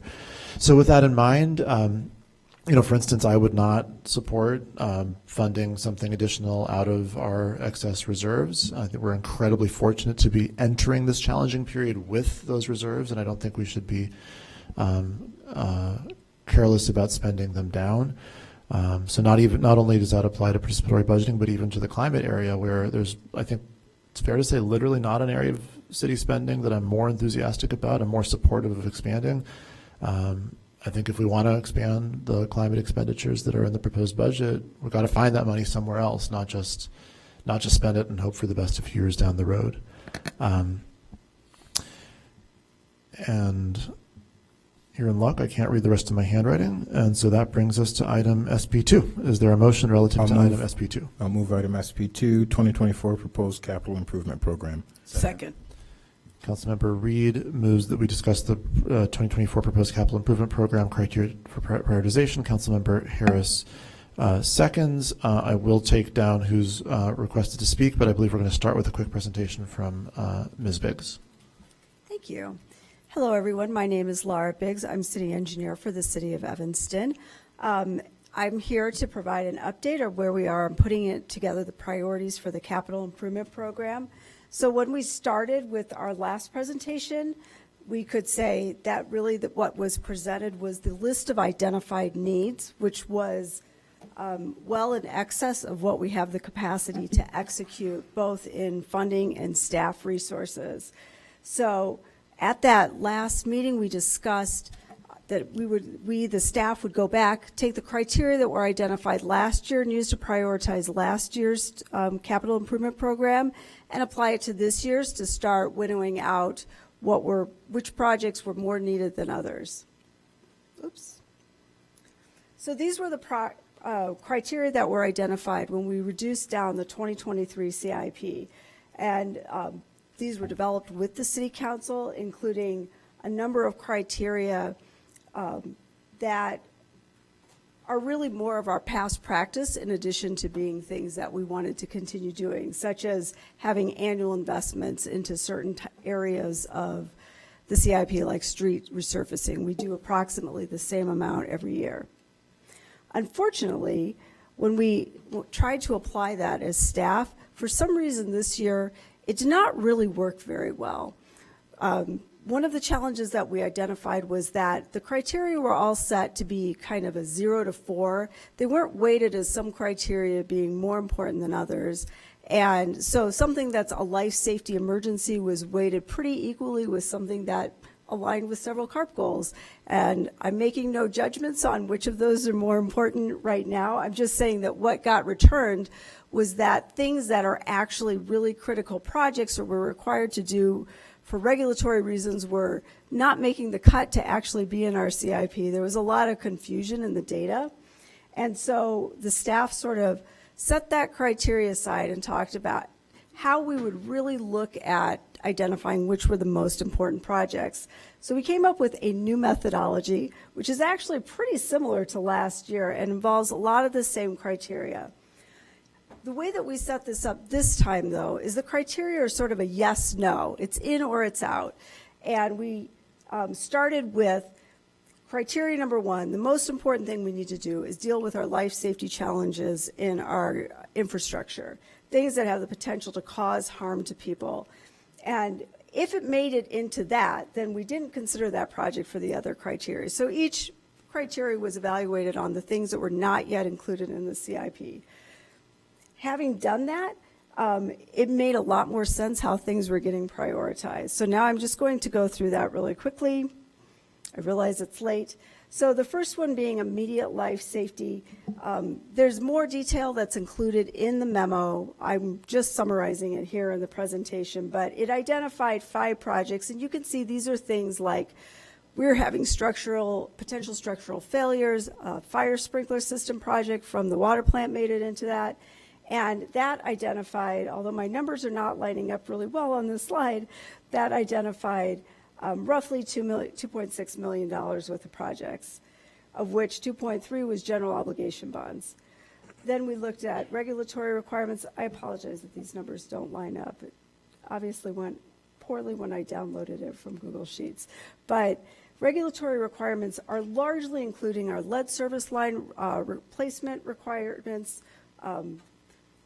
There has been some confusion in the questions that have been offered by the public in this, but essentially, lead service line replacement, in a nutshell, requires us to immediately, starting January 1st, 2022, if we are doing a water main replacement project that at all touches the service, which they do, if we're replacing the water main, we have to reattach the service to the new water main, then the entire service has to be replaced. If there's a leak on the service, separate from a water main replacement, the entire service has to be replaced within 30 days. So we are already incurring costs for lead service line replacement that are required by regulations. Now, we are also developing a plan that has to be submitted by 2027 for eliminating all remaining lead service lines within 20 years. And we are running a pilot project to try to figure out the best way to implement the plan. So there are other costs that will come down the road, but the gist of it is we already have to do a lot of stuff related to this. ADA improvements are another type of regulatory requirement. This brought in additional costs, but because lead service line replacements are largely funded out of the water fund, a lot of the costs are not GO bonds. The third criteria we use are projects that are ongoing, where we've done a substantial investment already as a city, either by having a lot of public engagement, moving into design and preparing contract documents, or things that are actually already under construction. And here's where we get the biggest project, of course, our 36-inch, 42-inch intake replacement. That project is already under construction and is budgeted for roughly $47 million next year. So that is a big piece of ongoing projects money-wise, but includes 17 other line items in the capital program, or 16 other line items in the capital program, where we've already started work on the projects. Things that we do annually. Ideally, this is where the staff would like most of the capital program to go, where we are doing smaller, regular investments into our infrastructure. We know every year we're going to do street resurfacing. Every year we're going to do a water main replacement. Every year we're doing sidewalks. Every year we hopefully go to playground equipment replacement, park pathways, and really look at just saying, like, this is how much we need to spend to keep everything in a reasonable operating condition.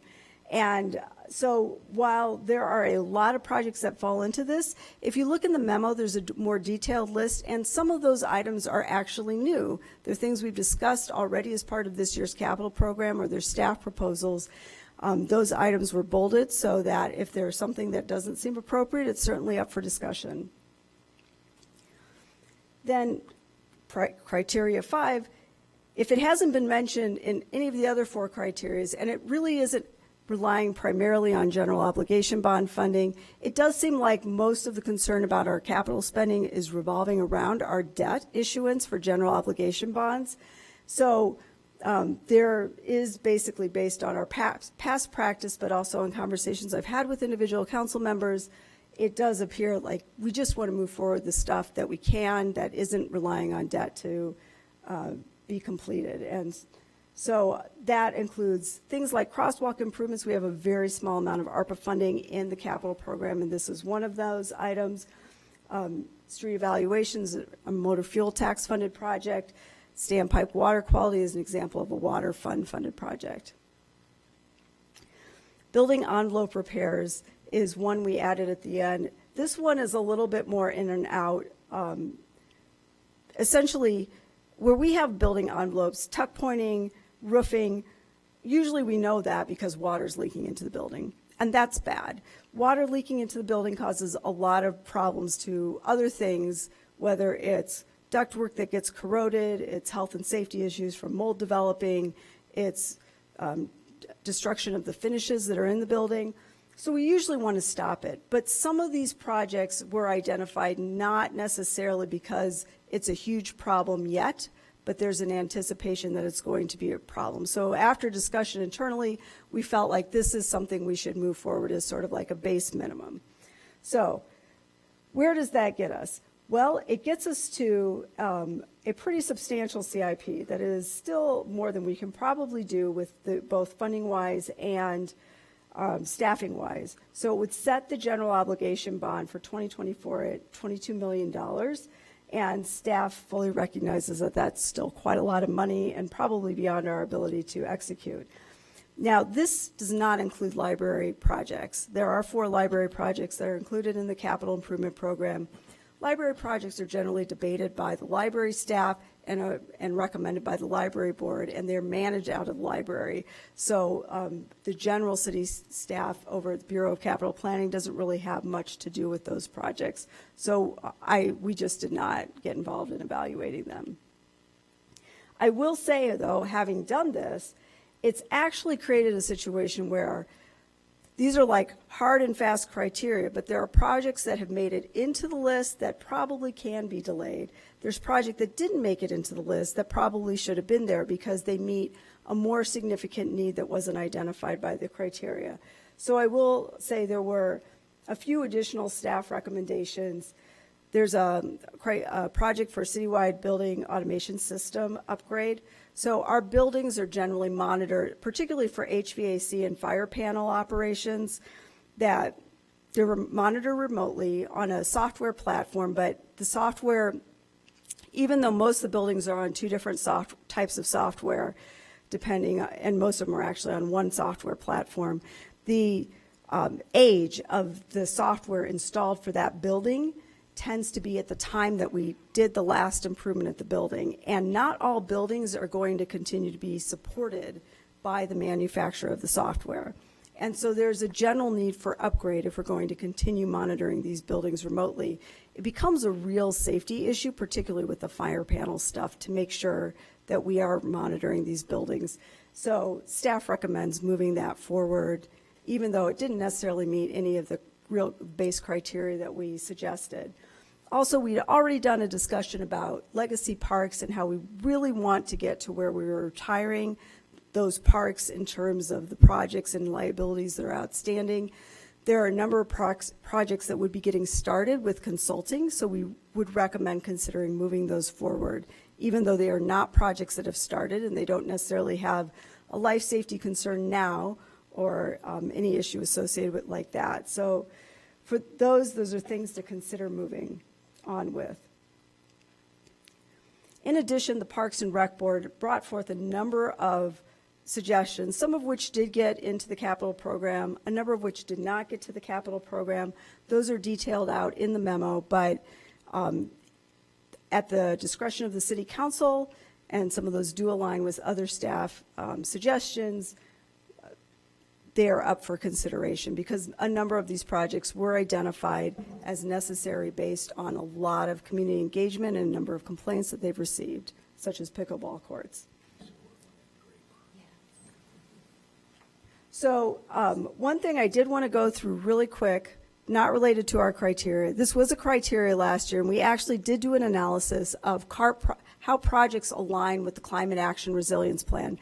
This was presented earlier or late last month to the Environment Board in a discussion, and I pulled a few slides out of that. Now, I did not update this based on the potential reduced capital improvement program, but on the base capital improvement program that was proposed and presented to the City Council, $111 million, quite a lot of the projects, 86% of the projects aligned with at least one CARP goal. And if you looked at the dollars, this is dollars spent on projects that align with the CARP goal, not dollars spent specifically on CARP, but 92% of our capital program that was identified, those projects, the projects are spending 92% of our dollars. So I will say, based on our discussions, not all of those projects are going to happen, and not every dollar that is on a CARP-aligned project gets spent on CARP. But generally what we're finding is that CARP is sort of baked into our decisions anyway. They're just the design practices that we operate under. And so most projects, in effect, are doing something that is related with one of those goals. Now, the goals that we use are this handy CARP checklist that was developed by our sustainability coordinator, and it's the same checklist that is used when we issue a council memo and we say that a contract or project aligns with a CARP goal. Staff is looking at this checklist. This is also attached to the memo because I recognize you are not reading that checklist off of this slide, but we use it pretty solidly as staff members to identify our CARP program and how we are implementing it.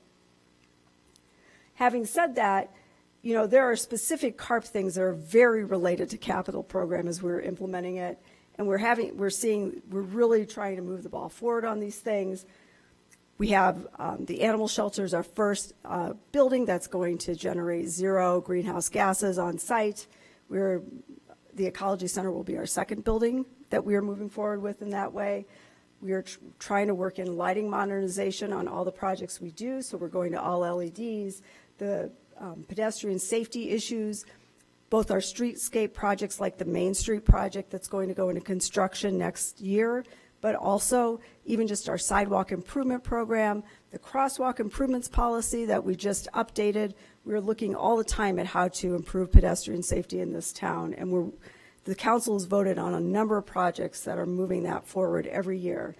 And then trees and natural habitat, every project we do in a park, but also a number of our streetscape projects look at trees and how to improve our urban canopy. So those things are handled very well. But every goal in CARP is represented in at least one capital project in the capital improvement program. The one thing we are struggling with, and through nobody's fault, we're just trying to figure it out still, is electric vehicle charging. So unfortunately, the key buildings where we would need to house the electric vehicles we are purchasing, 4 of them, where we would house the most vehicles, actually have failing electrical systems that basically need a wholesale replacement, and they do not have the capacity as it stands to just add electric vehicle chargers in most cases.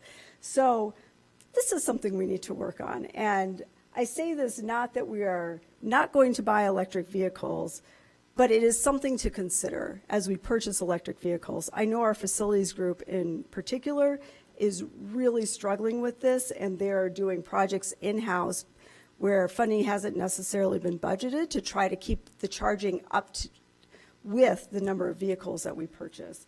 So it's definitely something as we move forward we've got to deal with expeditiously, but it is a struggle. As we buy vehicles, we have to be thoughtful about where are we going to charge these vehicles. So I think that's something that the staff is going to continue to work on internally in 2024 and try to come up with a better plan. So having said that, I will say that I have provided a list of recommended projects in the packet and that met these base criteria. I have provided a list of projects that did not meet the base criteria. What this list does not take into account, and which I really would like to receive feedback on either tonight or shortly hereafter tonight, is are there projects in the community where the community has a huge need that needs to be met by a project that did not get prioritized, or even if there was a project that got prioritized that you're worried is on the bubble for some reason, that needs to be put back in because the criteria just don't identify every community need. Similarly, we know it is still too large, and so following tonight, I did want to get some alignment to make sure with the City Council that we weren't on a completely wrong track with this methodology.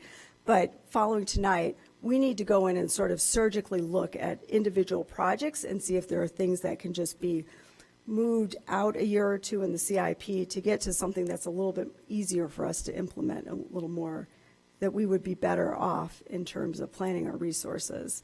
So with that, I would like to open it up to discussions and hear any comments that the council has, but knowing that this is not the final capital improvement program, we still have another round with the City Council that we need to go through.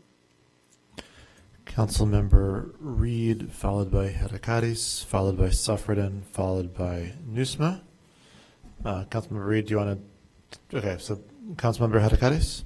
Sure. Thanks for the presentation. I had a question about when I was looking at the project list, and I know we had a presentation from Parks and Rec about the legacy parks and the lack of maintenance that's happened. I'm wondering with the 4 legacy parks that are scheduled to have like the preliminary planning happening, where does that fit in with the Parks and Green Space strategic plan? I would almost want to delay having anything happen with those legacy parks until we have that plan for the green space? Because I could see, just because we have, 4 swings and a slide at this one place, maybe we find something out through the plan, or is there going to be, can you talk more about the plan and how that Absolutely. maybe shifts what we're doing? That's a really great question, actually. I'm glad you brought that up. So we are in the process of doing a Parks and Natural Areas strategic plan, and that plan is expected to have a draft, to really be wrapping up and to the point where we can start presenting results in January or February. So that plan is going to identify similar challenges. Now, I will say one thing that is coming out of that plan is that parks are somewhat uneven, and their amenities are a little bit unevenly distributed.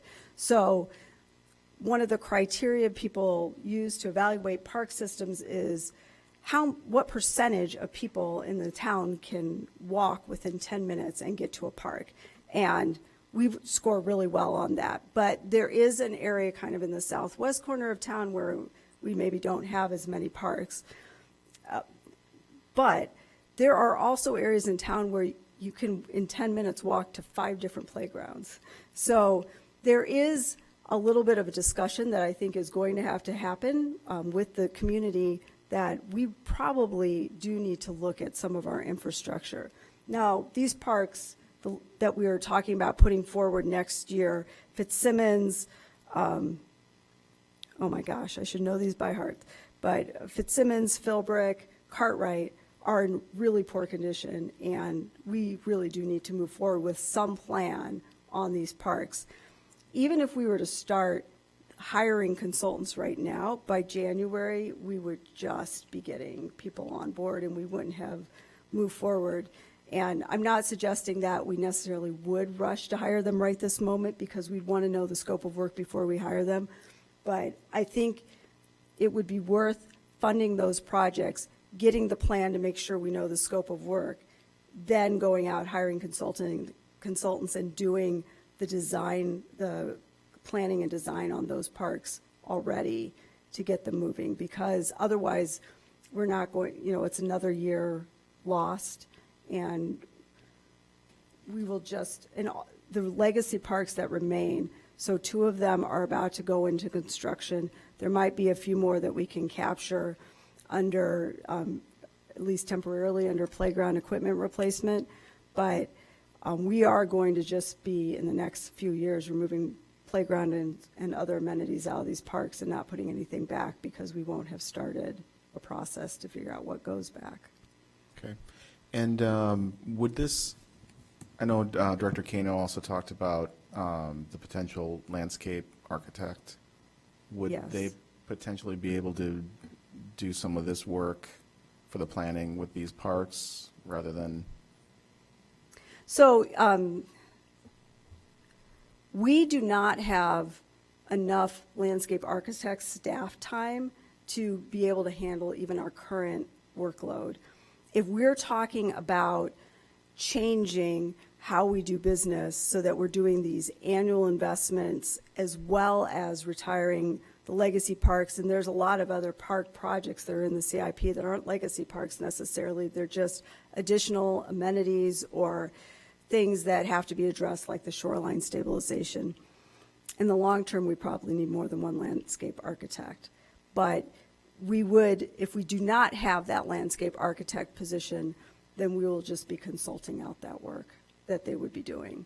So we do want to get to where we are hiring fewer consultants and doing more work in-house. We have that model actually in our transportation engineering, and it works really well. We save a lot of money through that.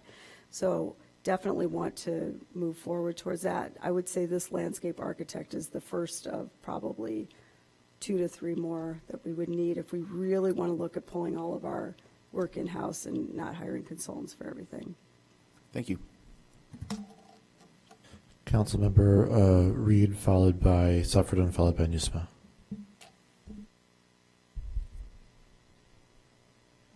I hold for now. Councilmember Suffredin, followed by Nusma. Yeah, I just want to remind everybody, I know you know, Laura, the Ben Park Fieldhouse has been boarded up and burnt out for a year and a half. And so something's got to happen there. And I don't know if Audrey's still here, but I think it affected programming over the summer.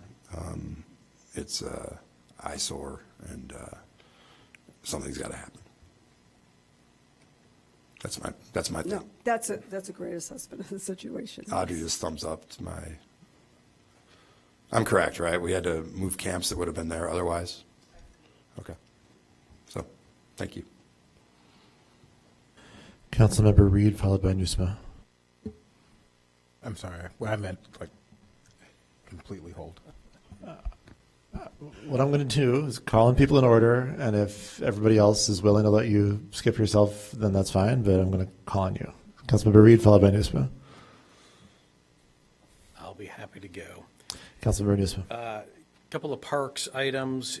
Number one, I would love to see the Gray Park Dog Park go back onto the list.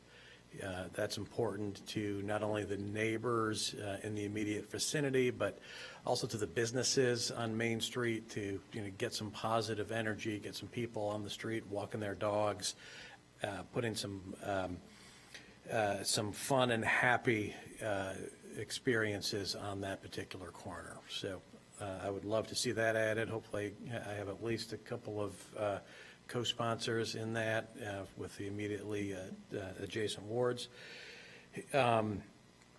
Also, with regards to parks and picking up on what Alderman Hedekaris was asking about earlier, I think we can maybe streamline the public engagement process and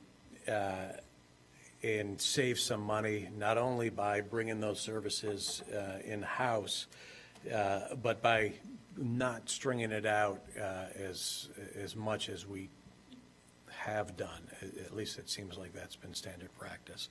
I think Yes. with one or two public engagement sessions, 2 max, we can get the job done very effectively. Next item, the environmental justice study, which I think has been moved from the general fund or the sustainability fund into the capital fund somewhere. Is that in? Where is that? So the environmental justice study, I can certainly let Kara jump in, but in terms of funding, so that was expected to happen this year, and it did not happen for a variety of reasons. So it got rolled over essentially into next year's budget. And when they did an evaluation of the sustainability fund, we recently determined after we published the capital program that we probably need to just pay for that out of another source of funding. So then that would be funded by debt. The sustainability fund doesn't have the ability to bear the cost for 2024. But it is part of the plan for next year. I think that might be one of the ones that did not get moved forward. I'd have to look. So it's something that could be added back in. I'd like to see that happen. My initial reaction is it does not make sense to fund that using debt, to find some funding in either the sustainability fund or the general fund. And then last but not least, in the CIP as proposed, is there anything directed towards either this building or the police and fire headquarters? So none of those projects made it into the cutoff because they largely aren't started.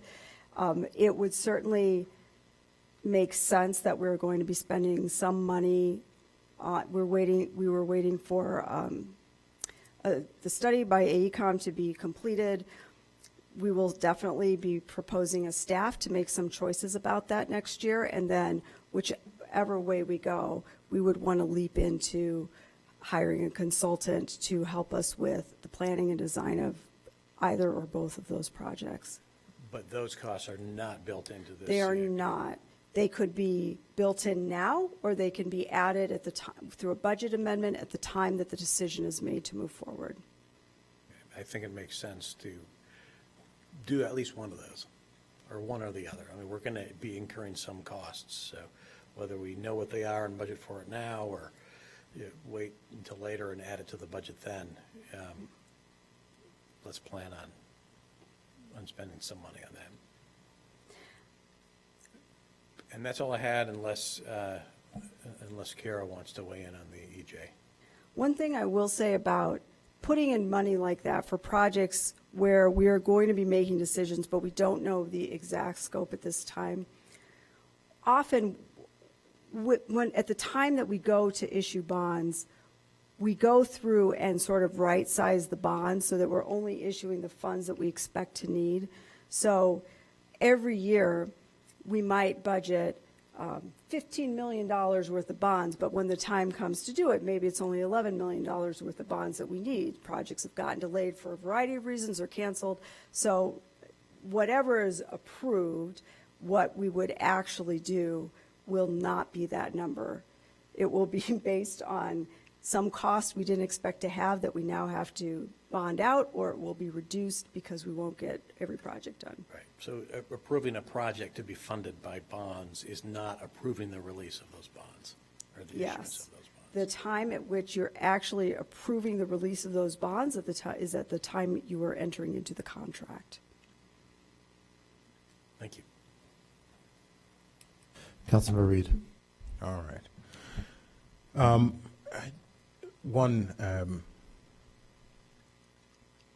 I think if there's any portion of our budget that is,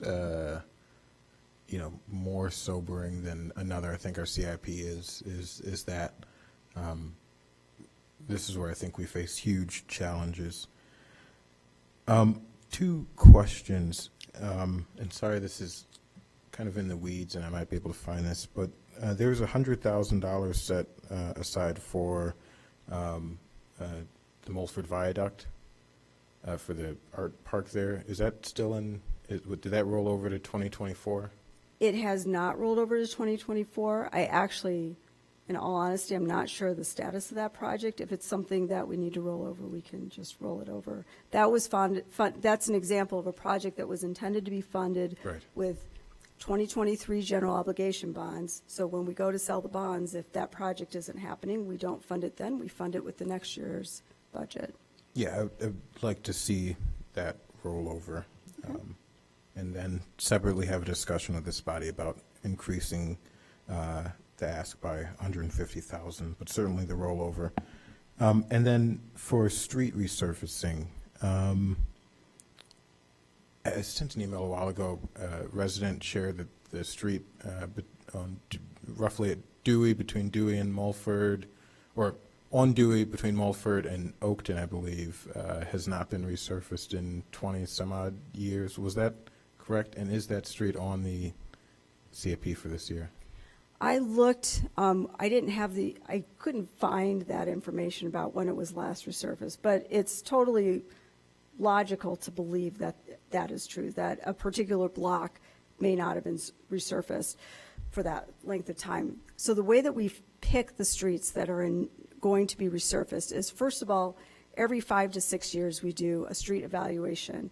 We hire a company that uses equipment. They drive every street, and they're not just looking at the surface, they're looking at the base, using essentially a radar type of equipment or a sonar type to figure out where the bases are failing also. And then they come up with a priority. They give each street a rating, and we figure out the list in terms of which are the worst streets most in needs. And then we start to implement that street. Then winter happens, and that list isn't quite accurate anymore because a lot of street failures happen in the winter. So we update it, but that's kind of how we do it. If a street did not score poorly, if it stayed in reasonably good condition compared to the other streets, then it might not be resurfaced for a very long period of time. There's a lot of factors that go into it. Everything from what the temperature was the day that it was resurfaced to how much truck traffic it gets. I mean, there's a lot. So I would have to look to see where that street falls. But the truth is we are actually proposing to redo that street evaluation next year. It's been 7 years since we did it, and get to a new priority list. Wonderful. Thank you. And then last two things here. One, I still think, similar to, I saw earlier in our budget presentation that under administrative services, there were $580,000 in software upgrades that were all charged to IT, but IT isn't using those. The various departments are. And so I think we need to have that cost captured by the departments. Similarly, I've said this before with CIP, we have some departments that are larger than others and are using more space than others. And I think just to understand what the cost is there, similarly, we need to build, I think, into each budget their use of facilities to make sure that we have the funds to maintain those facilities in the long term, and we have a clear accounting of what various departments are costing us. And then lastly, in closing here, I'll say that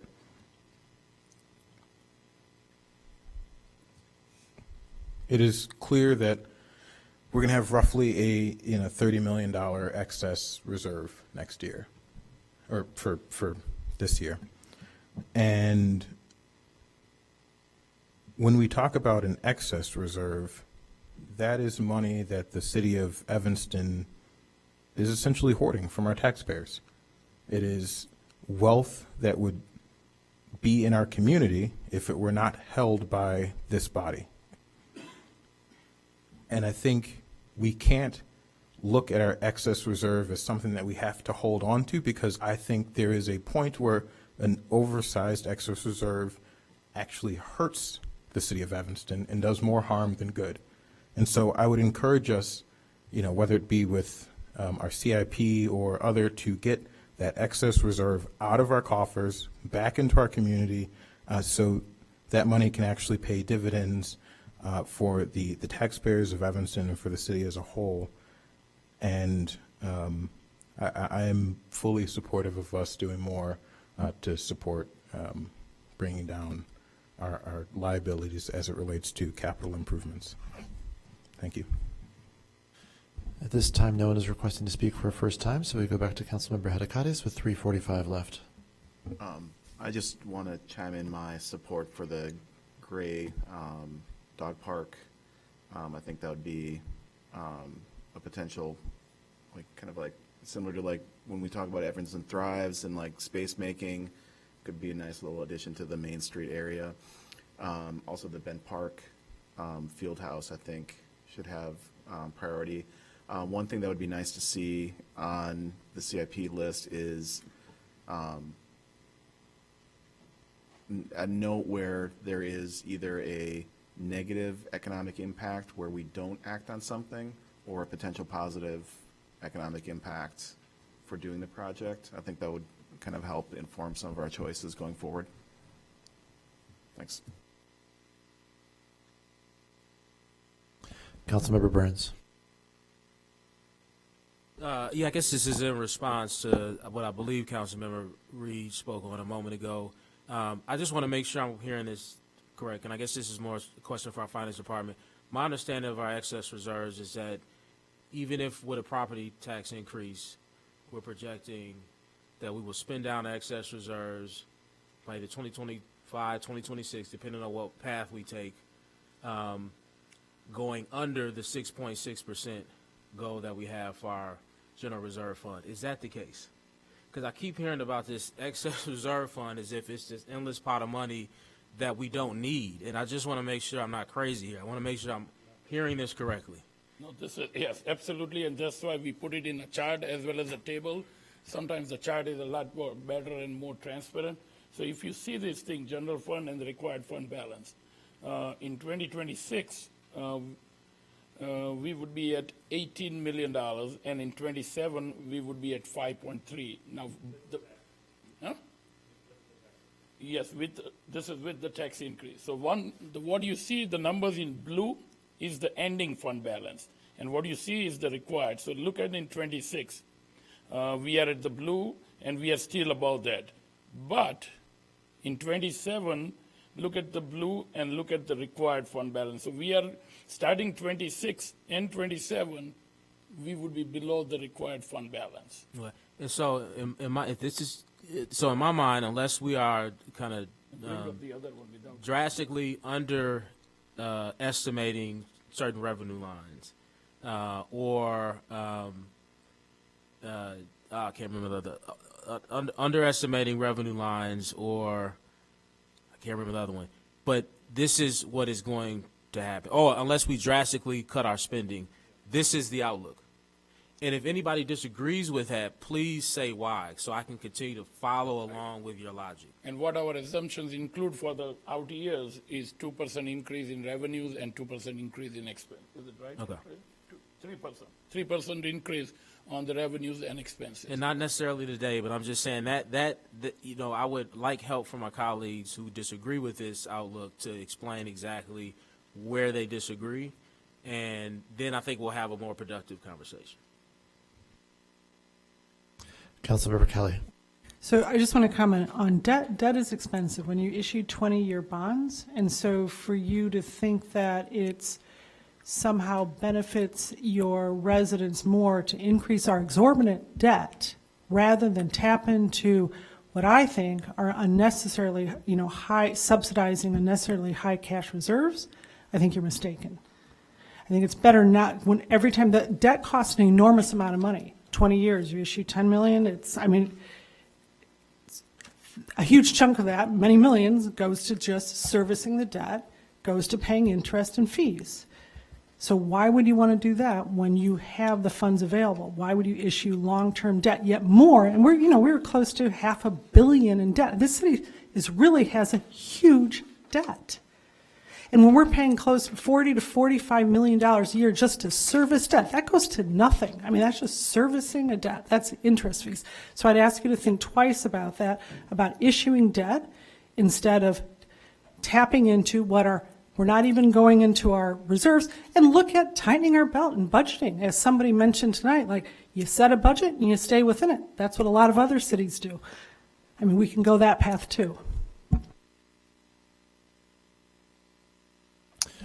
So at this time, no one's asking to speak for a first time, so we'll go back to second cracks, beginning with Councilmember Reed with 1 minute.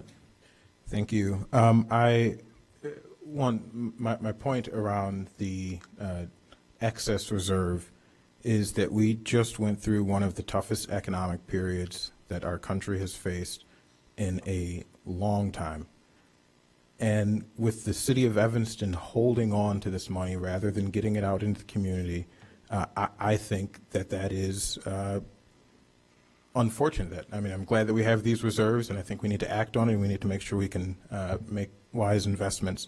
I'll note that I agree with Councilmember Kelly, but slightly differ. I don't look at debt as the boogeyman necessarily. Can look at a lot of top companies that have a lot of debt, and they're doing quite well as far as revenue.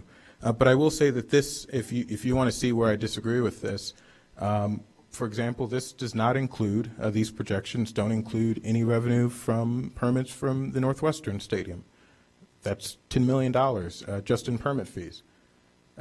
It's not guaranteed that that's going to happen, but my point being is there are steps that and that is just one opportunity. There are steps that this council can take to ensure that that is not the trend line without having to do a lot of drastic things. And I would encourage us to really think about those opportunities and act on those opportunities, so this is not a definitive that is coming in 2026. I think this is completely avoidable as long as we take the necessary steps and we use that excess fund balance responsibly to invest in our community, grow our tax base, and not push more and more residents out. Once again, no one is asking to speak for the first time, so we go back to Councilmember Burns with 3:30 left. Yeah, I think the only area where I still agree is we are spending it. That's what this shows, that it will get spent because there's a structural deficit. And so I agree it will not get spent if we, at least not as much as we drastically reduce spending, if we're underestimating revenue lines, or if we come up with new sources of revenue. So I agree there. But I'm just saying, if everything stays the same right now, this is the projection. I'd like to see this, what this looked like in 2016.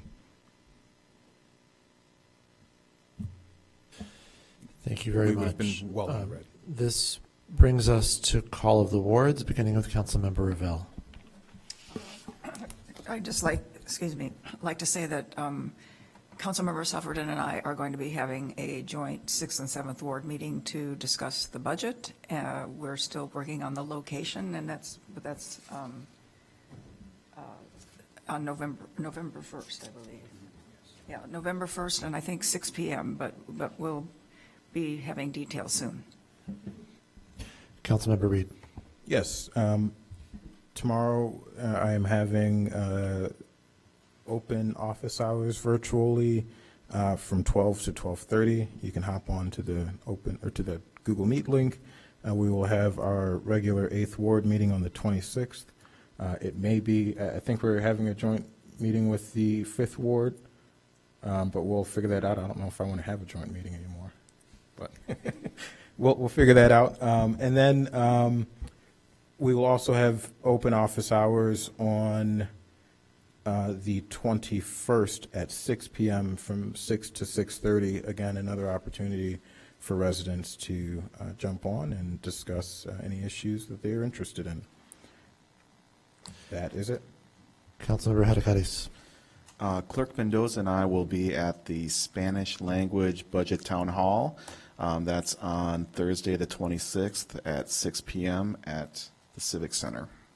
And that will also be, I'll let Councilmember Newsma talk about the other budget meeting. Yeah. Councilmember Kelly. No report. Councilmember Harris. 2nd Ward Council meeting will be Tuesday at 6:30 at Robert Crown. Councilmember Nguyen. Yes, there'll be a joint 3rd, 4th, and 9th Ward meeting on the budget on November 7th in Robert Crown. It's going to be fun, all three of us. Awesome. Councilmember Newsma. No further report. Councilmember Burns. No report. Councilmember Suffredin. And with that, Councilmember Newsma is recognized to make a motion. Pursuant to 5 Illinois compiled statutes 120/2, I move that the City Council convene into executive session to discuss agenda items regarding property. These agenda items are permitted subjects to be considered in executive session and are enumerated exceptions under the Open Meetings Act. These exceptions are 5 ILCS 120/2C5. Councilmember Newsma moves that the City Council resolve itself into an executive session to discuss the aforementioned items. Councilmember Nguyen seconds. Seeing no discussion, will the clerk please take the roll? Councilmember Revelle? Aye. Councilmember Reed? Aye. Councilmember Hadakaris? Aye. Councilmember Kelly? Councilmember Harris? Councilmember Nguyen? Councilmember Newsma? Councilmember Burns? Councilmember Suffredin? With 9 voting in favor and none voting against, the motion carries. And at 9:51 p.m., the City Council moves to an executive session to begin immediately in the Council Library.